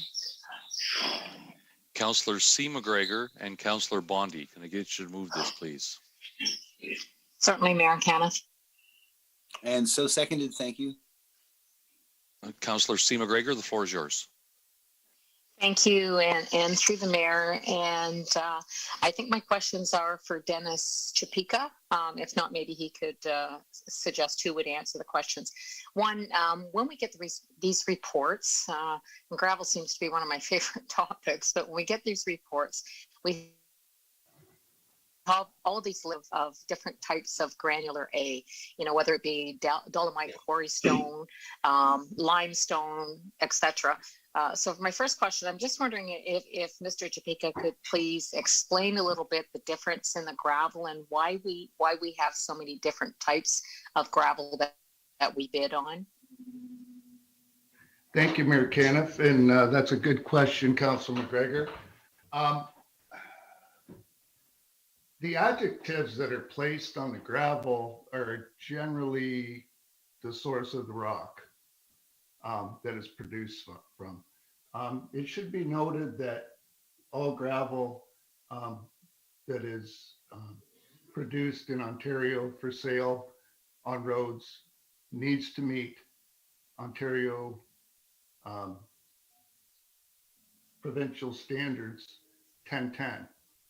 So basically what that is, that's a Ministry of Transportation guideline that states that any gravel placed on a road or in a project or in a sewer project of any type needs to meet, for lack of a better term, a certain recipe.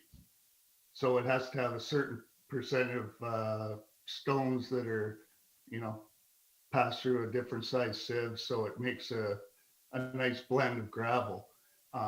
It is specified in our contract that the gravel that we purchase from the suppliers, we hire a consultant to do testing every 5,000 tons at the source to make sure that the gravel meets the Ontario specifications. We also do spot inspections after it's placed on the road to make sure it meets. But basically, the gravel mixtures from all the sources are relatively the same. It's just the source of the material that it's made out of, if that answers your question. And it kind of does, but I'm guessing though it's kind of the same, but the sources are a little bit different. So that would probably affect which roads you put it on, depending which source you're using. The location, not at this point in time. The sources for the different areas in Chatham-Kent is 100% dependent on the cost. Okay. I could bring limestone in from Kingsville and take it up to Bothwell, but it would just break us. So we have to go. The biggest part of gravel is the production and the trucking. And with the recent fuel prices going up, labor going up, so even the price of the product at the pit has gone up. And then now with the price of fuel, we're looking at quite a problem this year. And I guess, Dennis, and thank you for that answer. That brings me right into my second question, because due to the fuel prices this year, I see that we have reduced approximately 18%. And I know we're basically on a 3-year turnover on our roads. And by reducing 18%, your report says that we'll be eliminating 92 kilometers of gravel road, which, and I guess in a one-time basis might not mean much, but does this mean we're going to have to catch up this road that we're missing next year? And is there no other way to find our funding through any of our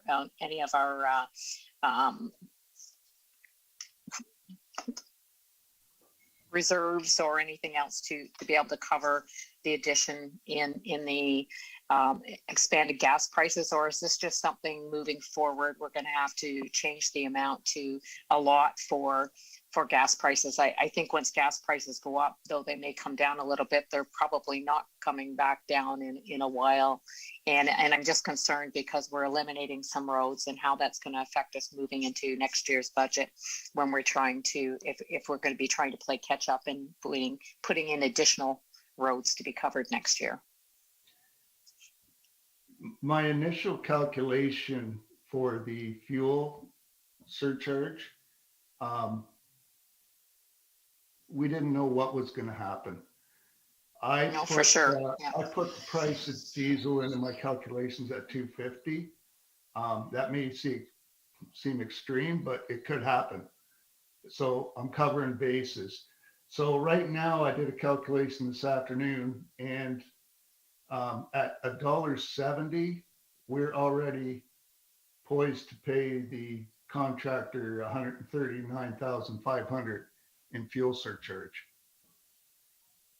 So that's how, and I hate to sound like a broken record. I've come to council many, many times, and I've said that the fuel is the biggest variant in this budget all the time. As far as catching up, we're going to have to work with the supervisors, and both your points were valid. Let's face it, that 3-year cycle, that's kind of like a benchmark, but we know there's probably roads out there that are less traveled. There's less people live on it. The gravel doesn't wear out as fast. We could probably shift them to a 5-year cycle, and we'll just have to do our best to catch up on the heavier roads that wear out a lot sooner because of the traffic volume. We did secure some extra funds out of the life cycle, to the 2022 life cycle accounts. The former GM was gracious enough to slide some money over to me. He sent me $400,000 out of that account, but that also means that that 400,000 is going for another capital project. So that's basically what we did with the financing. Okay, and yeah, it's always a crazy shuffle. At any rate, in light of some of this and some of this understanding and the 3-year cycle and different, I do have a motion that I'm going to bring before council tonight. But I think it's preferred that I bring it up under new motions. So at that point of time, I will bring, and I think I've sent that to you, Dennis, and yes. I think Chris and Ryan are both aware of that motion that's coming forward tonight for voting at our next meeting. So I will leave it to till we do new motions tonight and leave it at that. So thank you very much for your help in trying to understand some of these multiple lists and it's a little easier, sometimes it's more words being produced to make it more efficient. And it does seem like a lot of work for you to have to negotiate all these different areas to make sure we're getting the best price, and appreciate the work that you put into this. Thank you. Well, thank you very much. I hope I answered all your questions. You did. Thank you. Seeing no other questions, we'll put it to vote.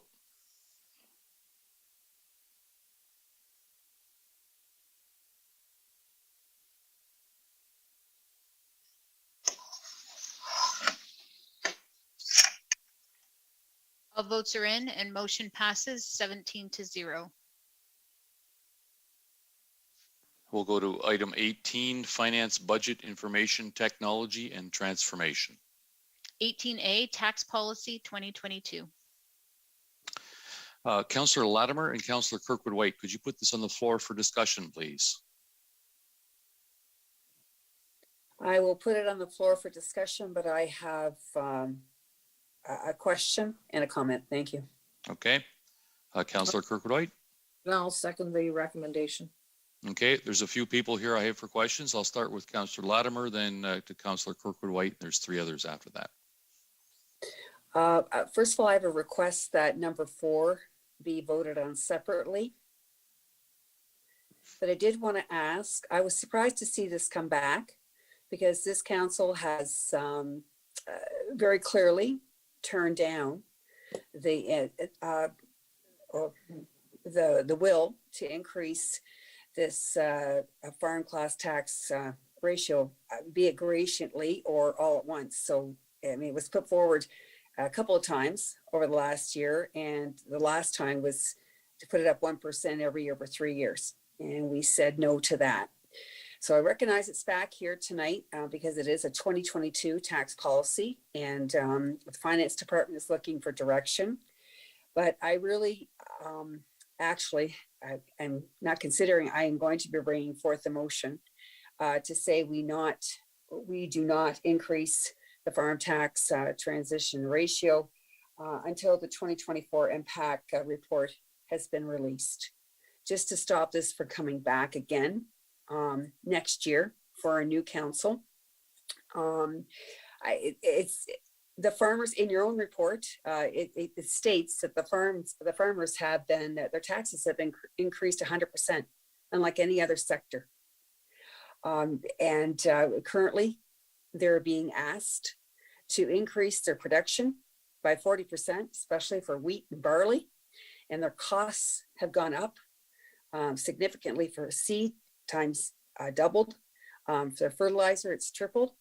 And we don't have to talk about gas. When you talk to a farmer who puts 2,000 liters in a tractor for 6 to 8 hours of work, and you do that 3 times a day, you can imagine its costs. So I really do feel that at this point in time, we need to leave this alone. As Bill stated earlier, and look at it again when the impact, when we find out where we're at. Yes, all properties have gone up, and you need to realize that farmers live in houses too. So their residential taxes are just like everybody else's.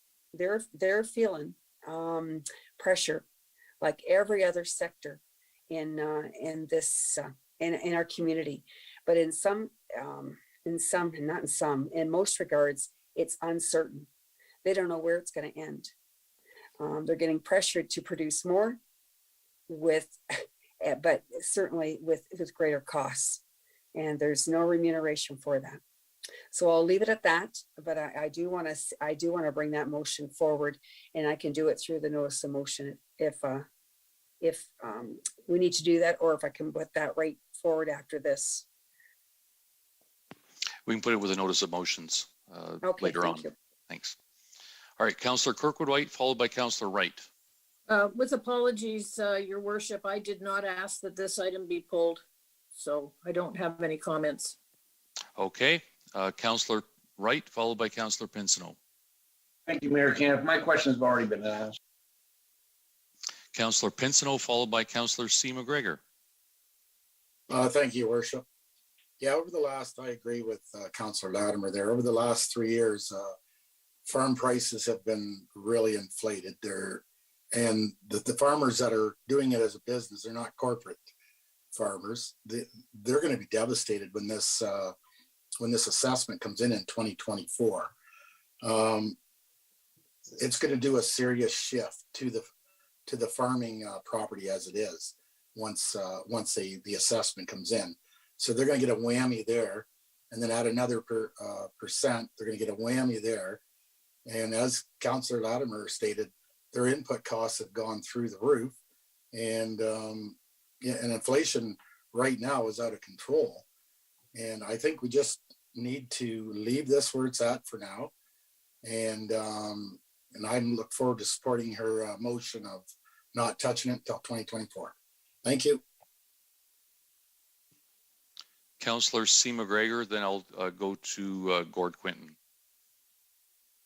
Thank you, and through the mayor. I wish I had heard Councillor Latimer's, but I got kicked out of here as I usually do off my internet. So I'm not really quite sure. I think I get the gist as it was to bring this forward to discuss in 2024. Actually, I was going through the report, and it mentions in here that should this take place, this was going to ease the burden on residential. Is this referring to the fact that it's going to ease the burden on residential right away, or this is would mean it would ease the burden on residential after MPAC does a study, which this report explains that the earliest would be 2024? Matt Torrance, can you answer that, please? Yep. Thank you, Mayor Caniff. So the impact would be on the 2022 tax roll. The anticipated shift in property values wouldn't happen until such time as MPAC delivers the property revaluation. And at this point, it hasn't even been confirmed for 2024, but the earliest possible date is January 1st, 2024.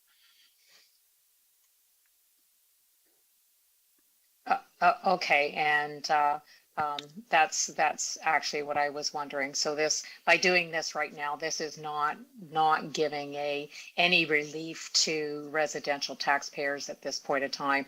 Now, it is my understanding from what I read in the news or hear in the news that some inflation may balance out.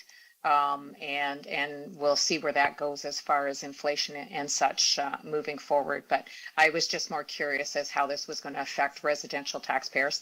And I, I very much understand where everybody's going with it, but I also represent an urban center, and I have to take into consideration my constituents. And if it affects them right now and gives them some form of relief, then I have to understand that and consider that before I make a decision when I vote. To be clear, I'm just want to make sure I'm understanding correctly. This does provide immediate relief to residential taxpayers, about $7 per $100,000 of assessment. $7 per 100,000. Okay, that's not a lot. Okay, thank you, Matt. All right, seeing no other questions, we're going to be voting on 1, 2, 3, 5, 6 to start, and then we will vote for item 4 as a second vote. So we'll put the first one to vote.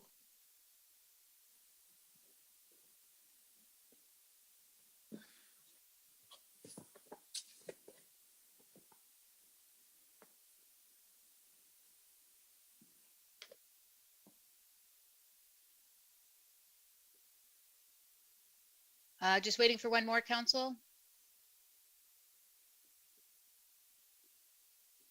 Okay, all votes are in. Motion passes 16-0.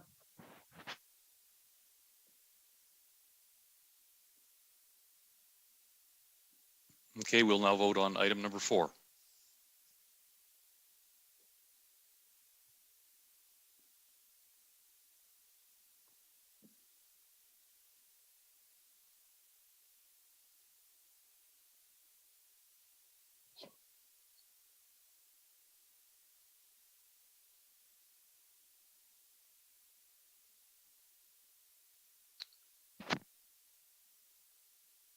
And all votes are in, and motion fails 8-8.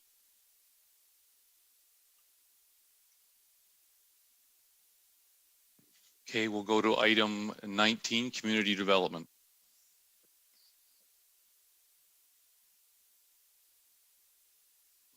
Next report is 19A, Ontario Heritage Act, removal of municipal heritage register, 315 Elgin Street, community of Wallaceburg. Councillor Hall and Councillor C. McGregor, can I get you to move this, please? Yeah, so move, Mayor Kenneth. Happy to second. Okay, Councillor Hall, followed by Councillor C. McGregor. Thank you, Mayor Kenneth. Just a question or a couple questions to Ryan Jocks. It's stated in the report that the Heritage Committee was consulted after the report was written. Just wanted to confirm what the committee's advice was. Mayor Caniff, it's Ryan Jocks, Director of Planning Services. The Municipal Heritage Committee considered this recommendation on April 20th at its meeting and passed a motion that they were in support of the removal of 315 Elgin Street from the Municipal Heritage Register. Excellent. Thanks for that, Ryan. I appreciate that confirmation. And just also, I guess pending the approval tonight, what are the proposed timelines for the demolition and the cleanup of this property? Thank you. I did consult today with my colleague, Mr. Lucina, Director of Building Development Services, for this information. But I can confirm that the tender that is out now and active closes this week on Wednesday, April 27th. There's a number of plan takers for that bid. Once that's awarded, following the close of the tender on Wednesday, typically in the past, in this type of work, contractor mobilizes in approximately 2 weeks once some of the paperwork is in order. And it's anticipated that after a couple of weeks and they're mobilized, the removal will occur within about a week. And I can add, just for a little bit of clarity, that the tender includes the removal of all of the house material, including the foundation. It will include the placement of clean fill within the basement to bring the property back up to grade, and the property will be leveled. The pool will also be decommissioned, either removed or broken up and refilled as well with clean fill. And any fencing on the property surrounding the perimeter of the property will remain in place. Thank you. That's excellent, Ryan. Thank you. Councillor C. McGregor. Thank you. And some of my question was just answered there as to how long we are looking for this. I have had a call about people that are scavenging through the site, and I'm concerned about the dangers. I know there's fences and stuff up. So I think that as quickly as we can expedite this and get this land cleared, probably the better for the safety of those in the community that are I'm guessing possibly trespassing on the property at this point of time and scavenging through the remains that are there. I'm just wondering if there's anybody on the line that would either message me or I could either reach out to maybe Chief Khan. I'm just wondering where I should be directing these kind of calls when people are citing people with concerns. Should they be phoning the police at this point in the meantime until this is leveled? And I don't know if there's been any increased frequency of the area since it's been fenced off and after the fire, and whether our police have increased their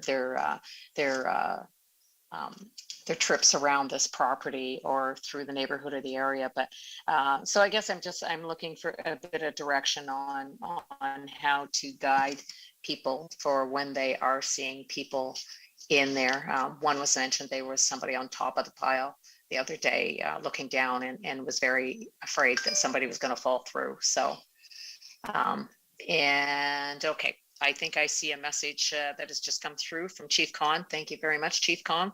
And I will direct them to your department. Thank you very much. Councillor Oche. Thank you, Your Worship. So it's safe to assume that we now own this property. Is that correct? Thank you, Mayor Caniff. No, the municipality does not own the property. It's privately owned. The reason why the municipality is moving to have this contractor hired is because the owner, upon receiving the order, indicated that they would not be proceeding with the work. So the municipality moved to undertake it, and any costs incurred by the municipality for this work will be put on the tax roll of the property and will be collected like taxes. Thank you. That's very good to hear. Thanks, Ryan. Okay, seeing no other questions, we'll put it to vote.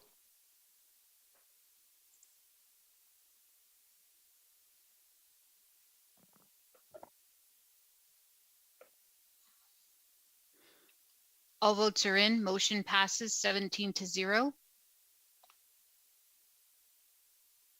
And Mr. Mayor, just before we go on, Councillor Sakachi, could I just do a sound check with you to make sure that it's working? Thank you, Judy. Can you hear me, Madam Clerk? Yes, I can. Great. Is it clear okay? Okay, thank you. Yeah. Okay, thank you. We'll move to item 20, infrastructure and engineering services. 2022 building life cycle projects, 20A. Councillor Kirkwood White and Councillor C. McGregor, can I get you to move this, please? So moved, Your Worship. And yes, I'll second it. Thank you. All right, we'll go to Councillor Kirkwood White and then Councillor C. McGregor. Thank you, Mayor Caniff. I think I'm going to direct this question to Tim Skodak. I seem to recall that we were planning to spend approximately 3.4 million on our 115 municipal buildings last year in 2021.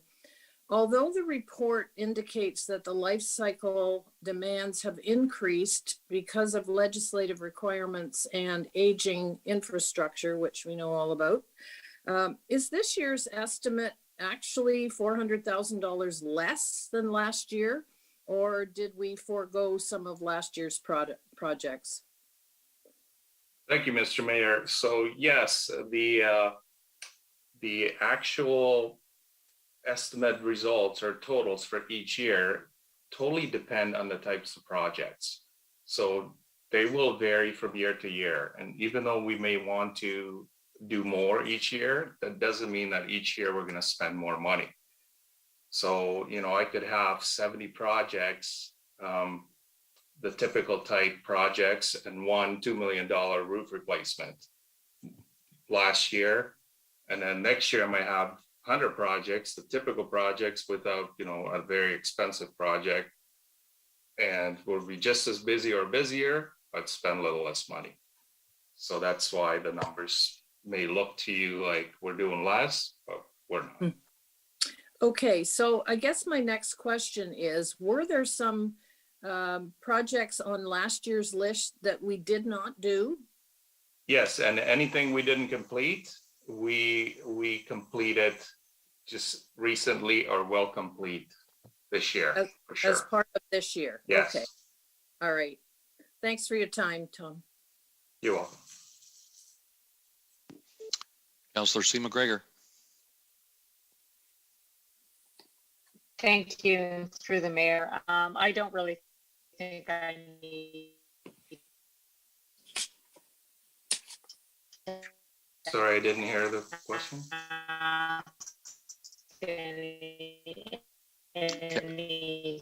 Councillor, you're breaking up. We can't hear you.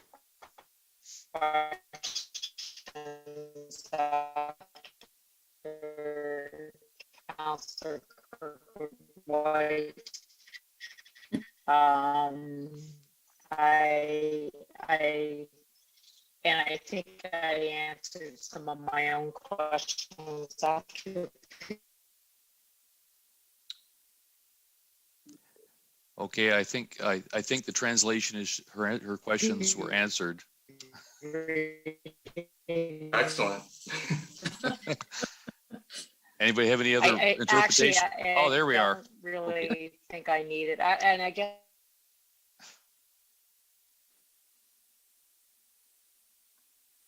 All right, she just went on mute, so I will assume that her questions have been answered. I'll ask it, but I think I answered. Okay. With that, we'll put it to vote.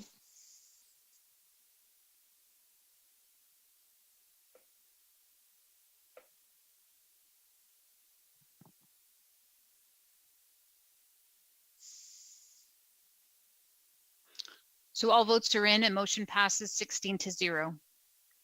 We'll move on to item 21, corporate services. Corporate Services 21A, motion of Councillor Thompson regarding establishment of Rural Economic Advisory Committee of Council. Councillor Thompson, the floor is yours. All right. Would you like me to read the motion again? Yes, please. Okay. Whereas rural and agritourism, rural manufacturing, and rural commercial enterprises have seen tremendous growth over the last decade. And whereas foresight and pre-planning are paramount in sustaining and supporting our rural economy in changing economic and geographic landscapes. Whereas more than 16,000 jobs directly rely on rural economic activity in our municipality. And whereas historically municipal programs such as the CIP have been inaccessible to rural entrepreneurs and business owners. Whereas the municipality has been without an agricultural specialist on staff since 2019. And whereas the timing is right to have this new advisory committee being during the new term of council 2022-2026, the advisory committee appointments. Be it resolved that council approve the establishment of the ongoing advisory committee of council to explore, make recommendations, provide guidance, and offer strategies and options in supporting and enhancing Chatham-Kent's rural economy. And that administration prepare a report to council for the approval of the terms of reference for the proposed advisory committee, outlining its work, membership, etc. The report should return by June 2022 to allow for the inclusion of the 2022-2026 council committee appointment process. Councillor Latimer, can I get you to second that, please? I'd be pleased to, but I would like to make a comment after Councillor Thompson does. Certainly. Councillor Thompson, the floor is yours. Thank you very much, Mr. Mayor. And I do have some comments to make, and a little bit of it is spelled out in the motion, but I'll go over it anyway. First off, I just wanted to say thank you to the people who took the time to submit a deputation in support of this Rural Economic Development Committee that I'm floating. There are 6,200 businesses in Chatham-Kent. You can get these numbers from Canada Post. 3,900 of them are outside Chatham and Wallaceburg. 3,000 of them are outside what Canada Post would classify a secondary urban center. So if you're a landscaping company on Highway 40 or a marina on Middle Line or an agritourism operation like a farm market or a fish outfitter or a motorcycle dealer on Talbot Trail or any other type of rural business that I haven't mentioned, there are grants and programs, both current and historical, that you can't access. There is no rural BIA looking out for your needs. There is no Chamber of Commerce specifically tailored for rural businesses. And I've heard in the community over the last number of years, actually, that they feel disconnected sometimes. And that's not to speak ill of the work that we've done. I think we've done a lot of very good work from both from staff and from council standpoints. I think our economic development team has done a very good job, or at least as good a job as they can without maybe always understanding the rural point of view. It's true, and I've had conversations with some councillors, that there was some sort of committee actually set up. You might remember it. It hasn't been active since 2019, and the website hasn't been updated in almost 2 years, actually, if you check it out right now. I just wanted to add too that 4 months ago, I reached out to our previous CAO about the committee. And in an email, he stated, neither him nor our clerk know anything about the CK Agricultural Development Committee. In fact, he added, any chance you're referring to the Infrastructure Committee? And to be honest, I wasn't. I was referring to the CK Agricultural Development Committee that used to exist, but for all intents and purposes, frankly, it no longer exists. In the subsequent phone call, he explained the group wasn't set up in any way to officially offer feedback, recommendations, or policy input, or act as a committee of council, but was instead an advertising and awareness effort after we had a conversation in regards to that committee that he didn't remember. So while I do respect the efforts of our staff in the community development and economic development fronts, I think this is a great opportunity.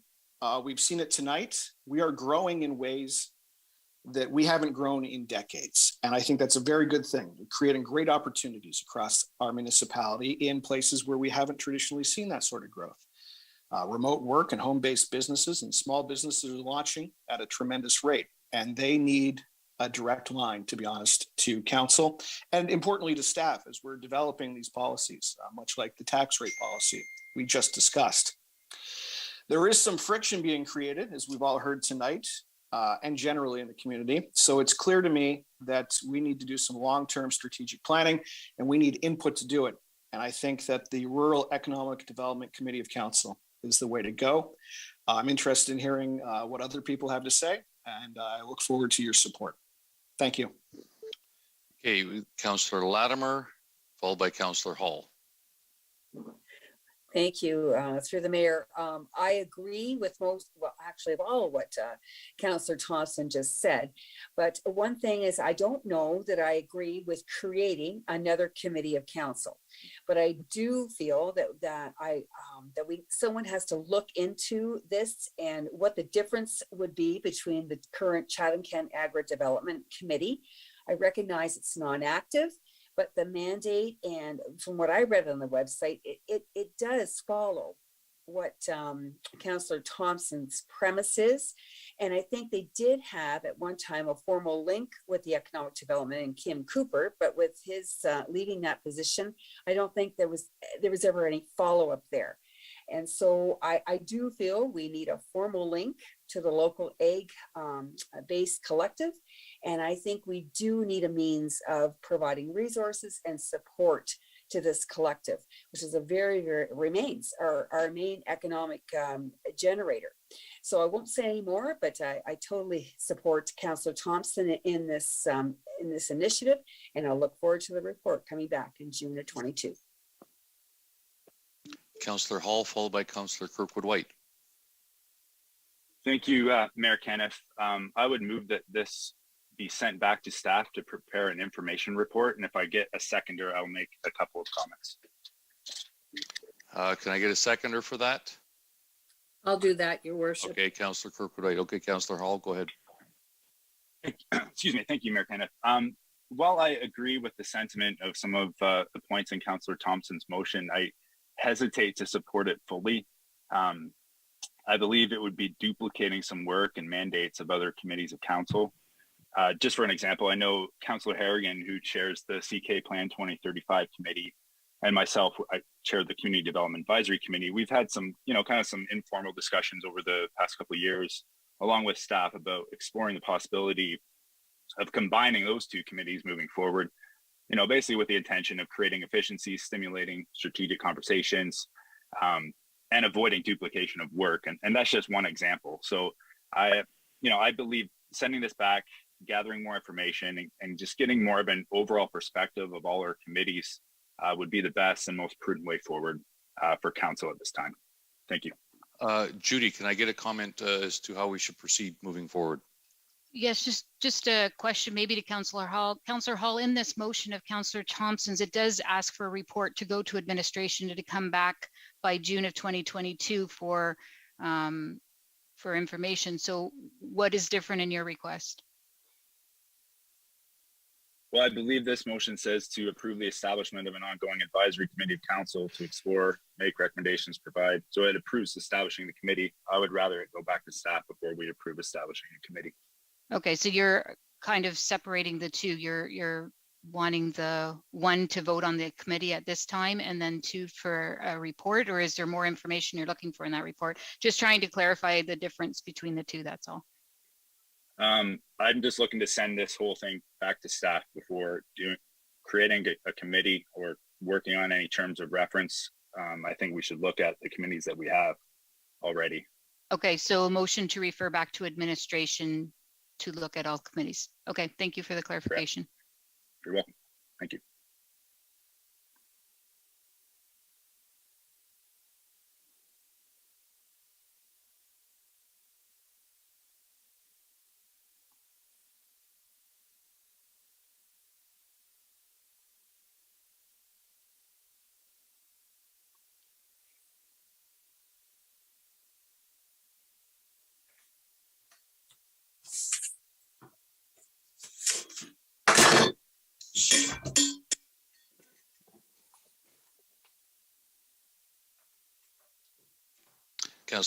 Councillor Pinsino, you're on mute.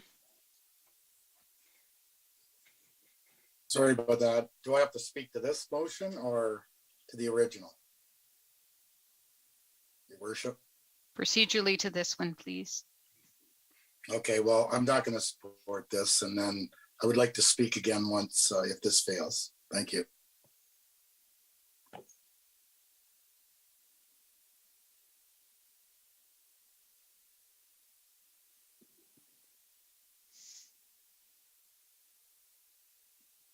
Okay, Mr. Mayor, the refer back to administration motion is on the screen now. Okay. I'm not hearing from Councillor Bondy. Councillor McGrail, followed by Councillor Kirkwood White. Oh, hi. Sorry, I'm here. But, okay, go ahead, Councillor Bondy. Thank you, Mayor Cannon. I guess this does apply to this motion that we're currently looking at. And maybe it does, maybe it doesn't. Is there a cost to this new committee of council? Question number one. Question number two, probably to the mover. What would be effectively the difference between this committee and, say, the KFA? The Agricultural Committee is, I think, pretty well represented and spoken for, not by everybody, obviously, but what would be the delineation between the two? So the two questions, is there a cost, and what would be the difference between the current lobby groups that we have, speaking to council and this committee posed. Councillor Bondi, I believe both those questions would revert to if we are going to vote on it. This is just referring specifically to deferring it to Yeah, okay, you're right. Okay, sorry. All right. So okay, I will come back to you certainly if we're going to be voting the other motion. I'll come back to you. Councillor McGrail, followed by Councillor Kirkwood White. Thank you, Mayor Kenneth. Mine's more of a comment on CKAD. So I'm not sure if you need to say it now or it's because we're talking about somewhat of CKAD. I'll just say it really quickly. Just so people understand that the first round of CKAD brought greenfield ethanol here. The second round, the revision of CKAD brought we grow for the world here. So I think that group has done some really good stuff. I was part of the second group, not the first group, obviously. And that whatever we do, we need to look at that group and maybe expand and change it a little bit. But they have done some very good things. Okay, Councillor Kirkwood White, followed by Councillor B. McGregor. Thank you, Your Worship. I'm going to support the motion to refer back to administration. My initial reaction to the previous recommendation was the feeling that we might be perpetuating the segregation of rural and urban and potentially overlooking the reality that we are striving to be one community of Chatham-Kent. I'd really like to hear Stuart McFadden's comments on this particular recommendation, given the recent restructuring within the Economic Development Department since Kim Cooper's departure. And I think that having his department make comment in a report back to us would be helpful. Thank you.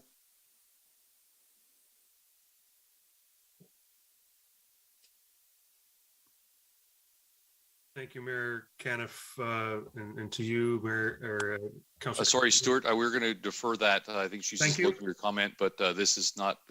We're just looking for specifically to the referred back to administration. Councillor B. McGregor, followed by Councillor Thompson.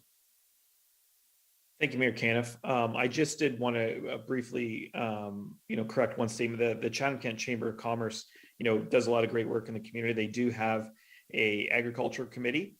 So when we're thinking about not just rural business, but agricultural specific businesses, there is work that goes on there. And it is the Chatham-Kent Chamber of Commerce. So businesses right across the municipality, wherever they're located, can be members and use some of those benefits from the Chamber of Commerce. And certainly they're very active in advocacy, not only to municipal council, but to the province and the federal government as well.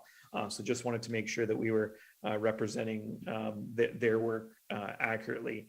And certainly I support this going back for information for a couple of things. I want to understand what's covered by current committees, and especially understand the difference in a rural sense versus an agricultural sense. Because certainly, I think of a community like Blenheim that is very much an urban center, but has a significant amount of businesses that serve an agricultural purpose.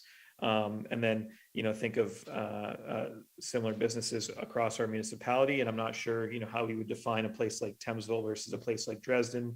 Would it be arbitrary, similar to police area rating, or how we would do that? So some of that information to understand the different definitions of urban centers and rural businesses versus agricultural businesses and where they fit in would be helpful to see in that information report.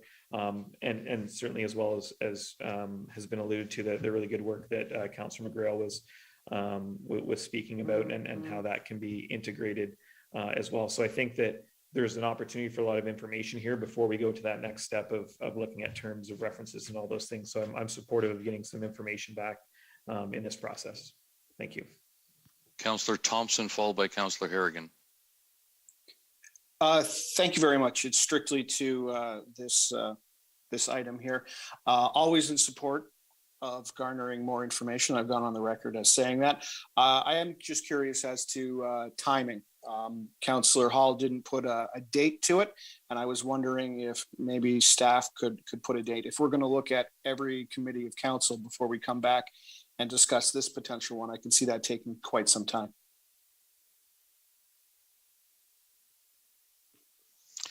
Is there someone from staff that can answer that? Mr. Mayor, it's Judy. I can take a stab at it. Okay, go right ahead. So the clerk's office is currently working on this type of report. As council well knows, at every term of council, we go out and ask for new citizens for the council term.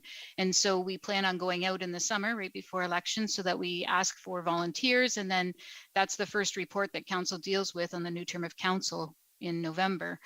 And so Meredith is currently working on a report similar to what we provided to you 4 or 5 years ago of all the committees of council. We've already gone out to the administration and asked which meeting or which committees are still necessary. Are there any that aren't necessary? Are there any terms of reference that need to be changed before we move forward with the appointments and all of that? So we were aiming to have that report back before June, just so that we could go out for the advertisement to the public of trying to fill all of those for the next term. So this would be one that we would be able to include some background, and although it's not a current committee of council, we could provide some information that you might be looking for in that report if that's helpful. So Judy, if you were to put a date on this, what date would you give? No later than June 20th. No later than June 20th. Okay, would that be good for the mover and seconder if we put that in there? Yeah, absolutely. Okay. Seconder, are you good with that? Yes, sir. Okay, so Councillor Thompson, with that in mind, I'll pass the floor back to you. Thank you. To be honest, I'd like to deal with it now, respecting what other councillors have said. Maybe I'm just a little bit more involved. That doesn't matter. If this is what it takes to get it to pass, that eventually I'm prepared to do it the right way and this way, just to see some good done in our rural communities. So thank you. Okay. Excuse me for interjecting. Can you hear me, Mayor? Yes. Yes. Sorry, I had my hand up on the motion, so with all my glitches, I didn't know if you were able to see that or not. Yes. So I was. I'll go to you then, Councillor Sakachi. Okay. No, it's Councillor McGregor. Oh no, wait. You've got me on your list, right? Yes. Okay. I'll be quiet. Sorry. Okay. So I actually the order they keep bouncing up and down, but I know Councillor Harrigan was there first, then Councillor Sakachi, then I'll go to you, Councillor C. McGregor.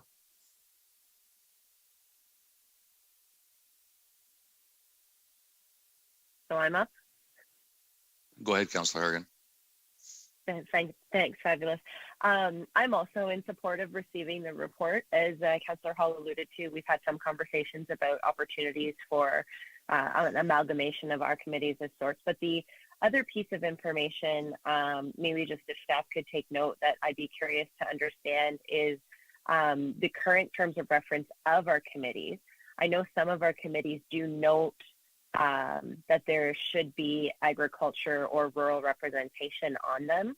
And I know that other committees, for example, the Community Development Advisory Committee, we've had some extensive conversations about regulating light pollution in the greenhouse industry, for example, and I've had some agricultural guests participate in that conversation. So if that could be included in the report, I feel like the decision that we have in front of us here is whether or not we want to have a rural focused committee, or if we want to include elements of the rurality of Chatham-Kent across all of our committees. And so that's what I'll be looking for in this report. And I'll be supporting the motion to refer back. Thank you. Councillor Sakachi, followed by Councillor C. McGregor. Thank you, Mayor Kenneth. I'm not sure if you heard that big bang or not, but that was Councillor Harrigan stealing my thunder. So that was kind of some of my comments I was going to make. Hearing Councillor Thompson's opinions about, hoping it goes now, but supporting this in regards to more information, I guess I can support this as long as for certain, as the clerk said, that it can be referred back to no later than June. That way it still captures Councillor Thompson's elements of his motion, because I do think it's a very important thing for us to take note on. And just one quick question to the clerk. Judy, if you don't mind, can you just comment a little bit on what Councillor Harrigan said? When there is a change to a reference to a committee already, is that done via motion of the committee, or is that something that is done through the clerk's office? I'm just curious of that because I haven't had the opportunity to go through that process yet in changing the terms of reference in an actual subcommittee. Yes, thank you, Mr. Mayor. So when the clerk's office sends it out to all of the committees of council, we ask for their information and their suggestions back. Perhaps they may have found something over the term that they were doing that may improve the committee, whether it's more members, less members. It just depends on what's in the terms of reference. Does it get into what nights do we meet, or, you know, some of the, what their mandate is of what they meet for, and maybe they want to add a mandate because it's something that's new and active in our municipality right now. So we do take the recommendations from the committees and then work with them on preparing the report. So with regards to this, you know, we'll go to staff to get some information from them too. And really it's a corporate report that we work with all departments to find out. We do also get calls from different committee members asking for us to assist with the explanation of what something in their terms of reference might mean. And so we're happy to assist any of those committees that require that. Thank you, Madam Clerk. Actually, I really appreciate that response. It was very fulfilling. So I will, that's all my comments. Thank you. Councillor C. McGregor. Thank you, and through the mayor. I do support this motion that it go back. I'm just asking that when that information does come back in June, and it kind of ties into some of the questions and Councillor Harrigan's comments and such. But I'm just wondering if there would be a natural marriage of this type of committee or a part of one of the other committees, whether it be ad hoc, that would be able to assist with this kind of information or support that would support the rural communities, I guess, is what I'm trying to say. So if in the report, as opposed to a separate committee on its own, if there's a natural marriage into another committee, or if there are a number of committees combined in a suggestion, I would like to see that in a report. Okay, that was it. Thank you. All right, seeing no other questions, then we'll put this motion to vote.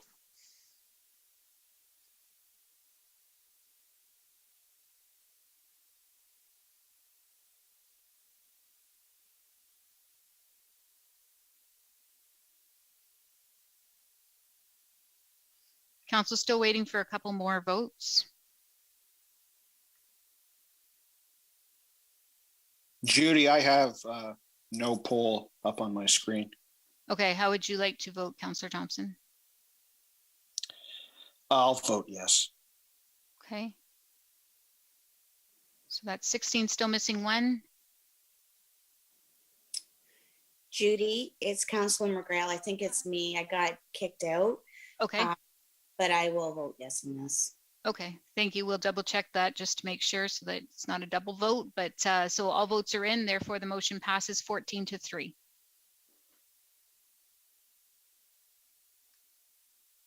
All right, with that, we'll go into notices of motion. So we got Councillor C. McGregor and then Councillor Latimer.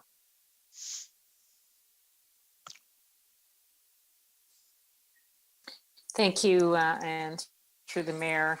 I, Councillor Carmen McGregor, will bring forth the following motion for discussion and voting at the May 9th council meeting. Whereas Chatham-Kent has approximately 1,785 kilometers of gravel roads throughout the municipality that has been receiving re-graveling, resurfacing every 3 years since 1998. Whereas every individual gravel road segment in the municipality is unique and different. And whereas Chatham-Kent has limited knowledge of base composition of all gravel roads, therefore be it resolved that administration bring back a report in July of 2022 with recommendations for a multi-year plan and associated costs for consideration as part of the 2023 budget deliberations to investigate the current state of all gravel roads throughout the municipality. This plan shall include all geotechnical investigations, traffic studies, and gravel road usage analysis as required to identify opportunities for capital improvements with the goal of determining the appropriate regraveling level of service for each gravel road segment going forward. Okay, Councillor Latimer, and I think if you read your motion, I believe that Gord may want a clarification after you read it. Alrighty, it's pretty simple. I, Councillor Mary Claire Latimer, hereby provide notice that I will bring forward the following motion at the May 9th council meeting for discussion and voting, that the farm class tax transition ratio remain unchanged until the MPAC property reassessment has been released.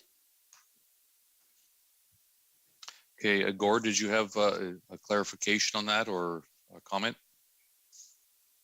Thank you, Mr. Mayor. I think it may be a legal question to Dave, but I think I'm not quite sure how this council can make recommendations or pass motions on the next council's tax policy decisions. So I get the intent, but perhaps Dave, if you're available to comment on that, I'm just questioning whether this is even possible, like whether this motion is actually would be enforceable. Mr. Taylor, can I get your thoughts on that? Thank you, Mr. Mayor, and thank you, Gord. Yeah, this is a tough one, but I would agree with Gord. There's a legal principle where municipal councils are not supposed to fetter the legislative authority of a subsequent council, and that normally means trying to pass a motion that binds the subsequent council and tries to stop them from doing something. I know that wouldn't be the intention here. You've chosen a date, councillor, in your motion because of that MPAC reassessment date, but because we're crossing over into a new council this year, it would seem to fetter the discretion of the subsequent council. I'd also say under our procedural bylaw, when a matter changes from one council to the next, it's just deemed to be new business and it's no longer a reconsideration. And so with both of those kind of pieces in play, I would actually recommend not setting a date that far out and really just dealing with the matter for this council, then to allow, as Gord mentioned, subsequent council, next council, to set its own tax policy at that point. So this issue will be able to be voted on in March or April of next year with the next council. And we'll be getting the direction from that council on the farm rate. So to clarify then, this would preclude this motion from moving forward then by us handcuffing the next council. Mr. Taylor, that just to confirm that. Yeah, that's essentially it, Mr. Mayor. So what I was really trying to suggest to Councillor Latimer is that there could be an amendment that really just deals with the tax policy for this time period, this council's time period. Gord, I anticipate you'd say that was all right as well. It's just that matter of where I understand the assessment period is several years in the future, and so it's really that this motion could be amended to not run afoul of those rules, just deal with this council's remaining time. So Councillor Latimer, would you like to modify your motion based on that? That the farm class tax transition ratio remain unchanged for the remainder of this council's term. Okay. And Councillor Sakachi, you have a motion as well. Thank you, Mayor Kenneth. Sorry, just loading it up here. I, Councillor Anthony Sakachi, I here provide notice I'll be bringing the following motion for voting discussion on the May 9th meeting of council. Whereas Chatham-Kent is home to numerous series of trails and green spaces, and whereas those trails currently have been identified for maintenance and construction, and where there is no costs or budget lines identifying for greening, naturalization, and beautification, be it resolved that administration draft a report that looks into a program and the costs associated with that program that provides increases to the naturalization and re-greening coverage along our trails where appropriate. May the report identify community partners and potential sponsors that may be identified and posted on the trail. including in this report any estimations of costs of the trees, plants, grass, along with staffing and equipment requirements, and a plan to implement this on an annual basis through a plan to address tree coverage and improve the green space along all trails in Chatham-Kent. In addition, staff develop a plan that can be phased in a reasonable time frame and steps for affordability, and that the regreening can be sustained. Be it resolved, staff completes this report and it is received for information purposes prior to October 22, so it can be debated for possible discussion in the 2023 budget. Thank you. We'll move to closed session reports. Councillor Hall, and I'll get Councillor Oche to second them. Thank you, Mayor Caniff. Closed session, council closed session report from Monday, April 19th. Absent were Councillors B. McGregor, Councillors Finn, and Councillors Wright.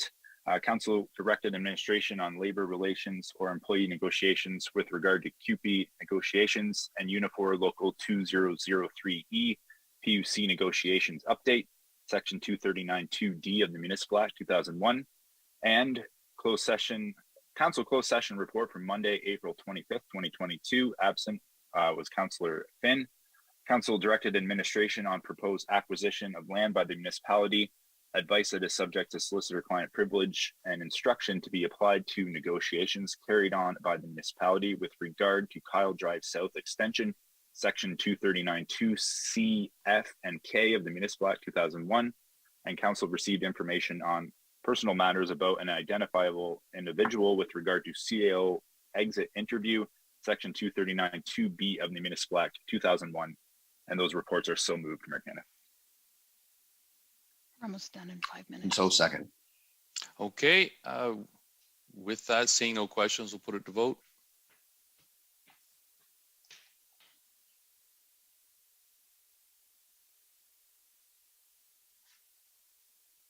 Okay, we'll move to approval of. Oh, Mr. Mayor, it's not done yet. Sorry. Oh, okay. Still coming in. Still waiting for a few more votes, Council.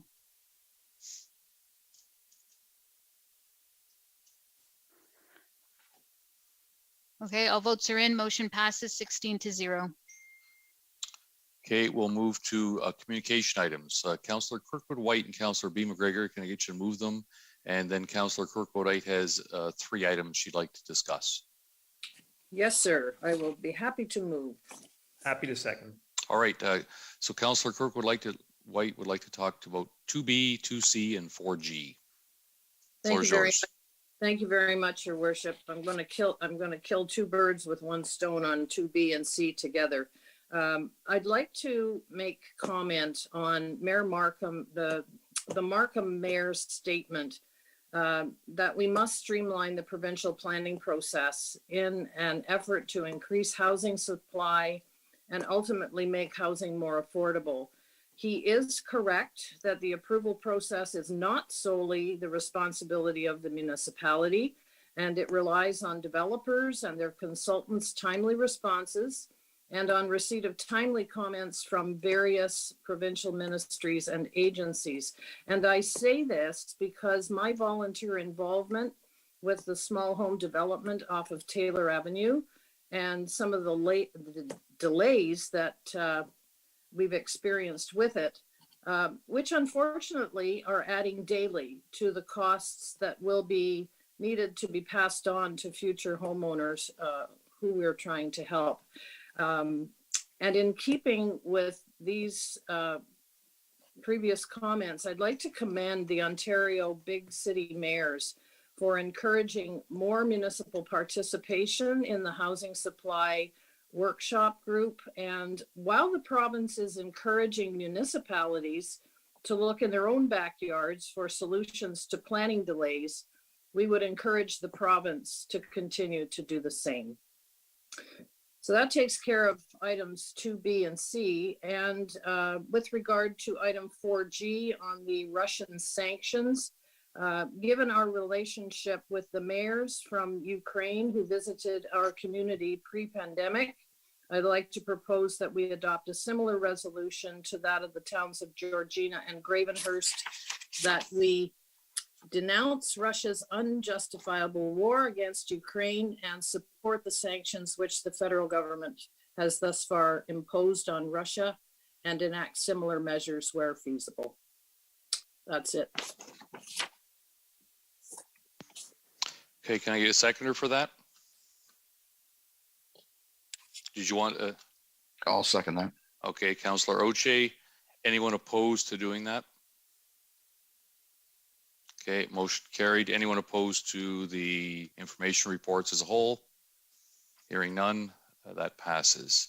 We will now go to non-agenda business. I'll go, Councillor Sakachi. Thank you, Mayor Caniff. I don't have anything wrote out as I should for this important little item in an open agenda. I think everybody in the municipality, regardless of their role, has had a very challenging time over the last couple of years with COVID. None so more so than Dr. Colby, our medical officer of health. I know that Dr. Colby is going to be retiring in the next little bit. I really wanted to just make an announcement to, on behalf of council that, he steadied the ship as much as he could and as possible. He held the line on all the very, very challenging and important aspects. We were, recognized in many communities, our vaccination clinics, and how we responded and how things were organized. And I think it's just extremely important that we just all take a moment to appreciate and take an opportunity to thank Dr. Colby, because he was very much under a lot of attention over the last couple of years, and just really say thank you for all his hard work, diligence, keeping our community as safe as possible. Thank you, Councillor Sakachi. I don't see anybody else. I just want to add one thing in there that it's our very own April Reeddyke's birthday today, and she's celebrating what I believe is her 32nd birthday. Yes, so April, thanks for spending your 32nd birthday with us and getting through for council for all these hours, and much appreciated. And I think you deserve a glass of wine or the beverage of your choice after we hang up. Maybe you might even be doing that now, but that'd be forgivable on your birthday. Anyways, we'll move on to reading the bylaws. Councillor Solomon and Councillor Pinsino, can I get you to move the first and second reading? I move the first and second reading of the bylaws, Your Worship. And I will second them, Your Worship. Anyone opposed? Motion carries. Third and final reading, Councillor Foss and Councillor Wright. Also move. Put the pressure on you, Councillor Wright. You answered the pressure. So yeah, anyone opposed? Motion carries. We'll go to the resolution of council in closed session adjournment, and we'll go to Councillor Hall, and then we'll have Councillor Kirkwood-Wright wrap it up tonight. Thank you, Mayor Caniff. I move that Chatham-Kent Council adjourn to its next meeting to be held on Monday, May 9th, 2022, and that Chatham-Kent Council authorize itself to meet in closed session on that day to discuss any matters permitted by the Municipal Act. So seconded. All right. Anyone opposed to closing our meeting at 8:40 p.m.? Going once, going twice. We are closed. Thank you very much, everyone, for a great night.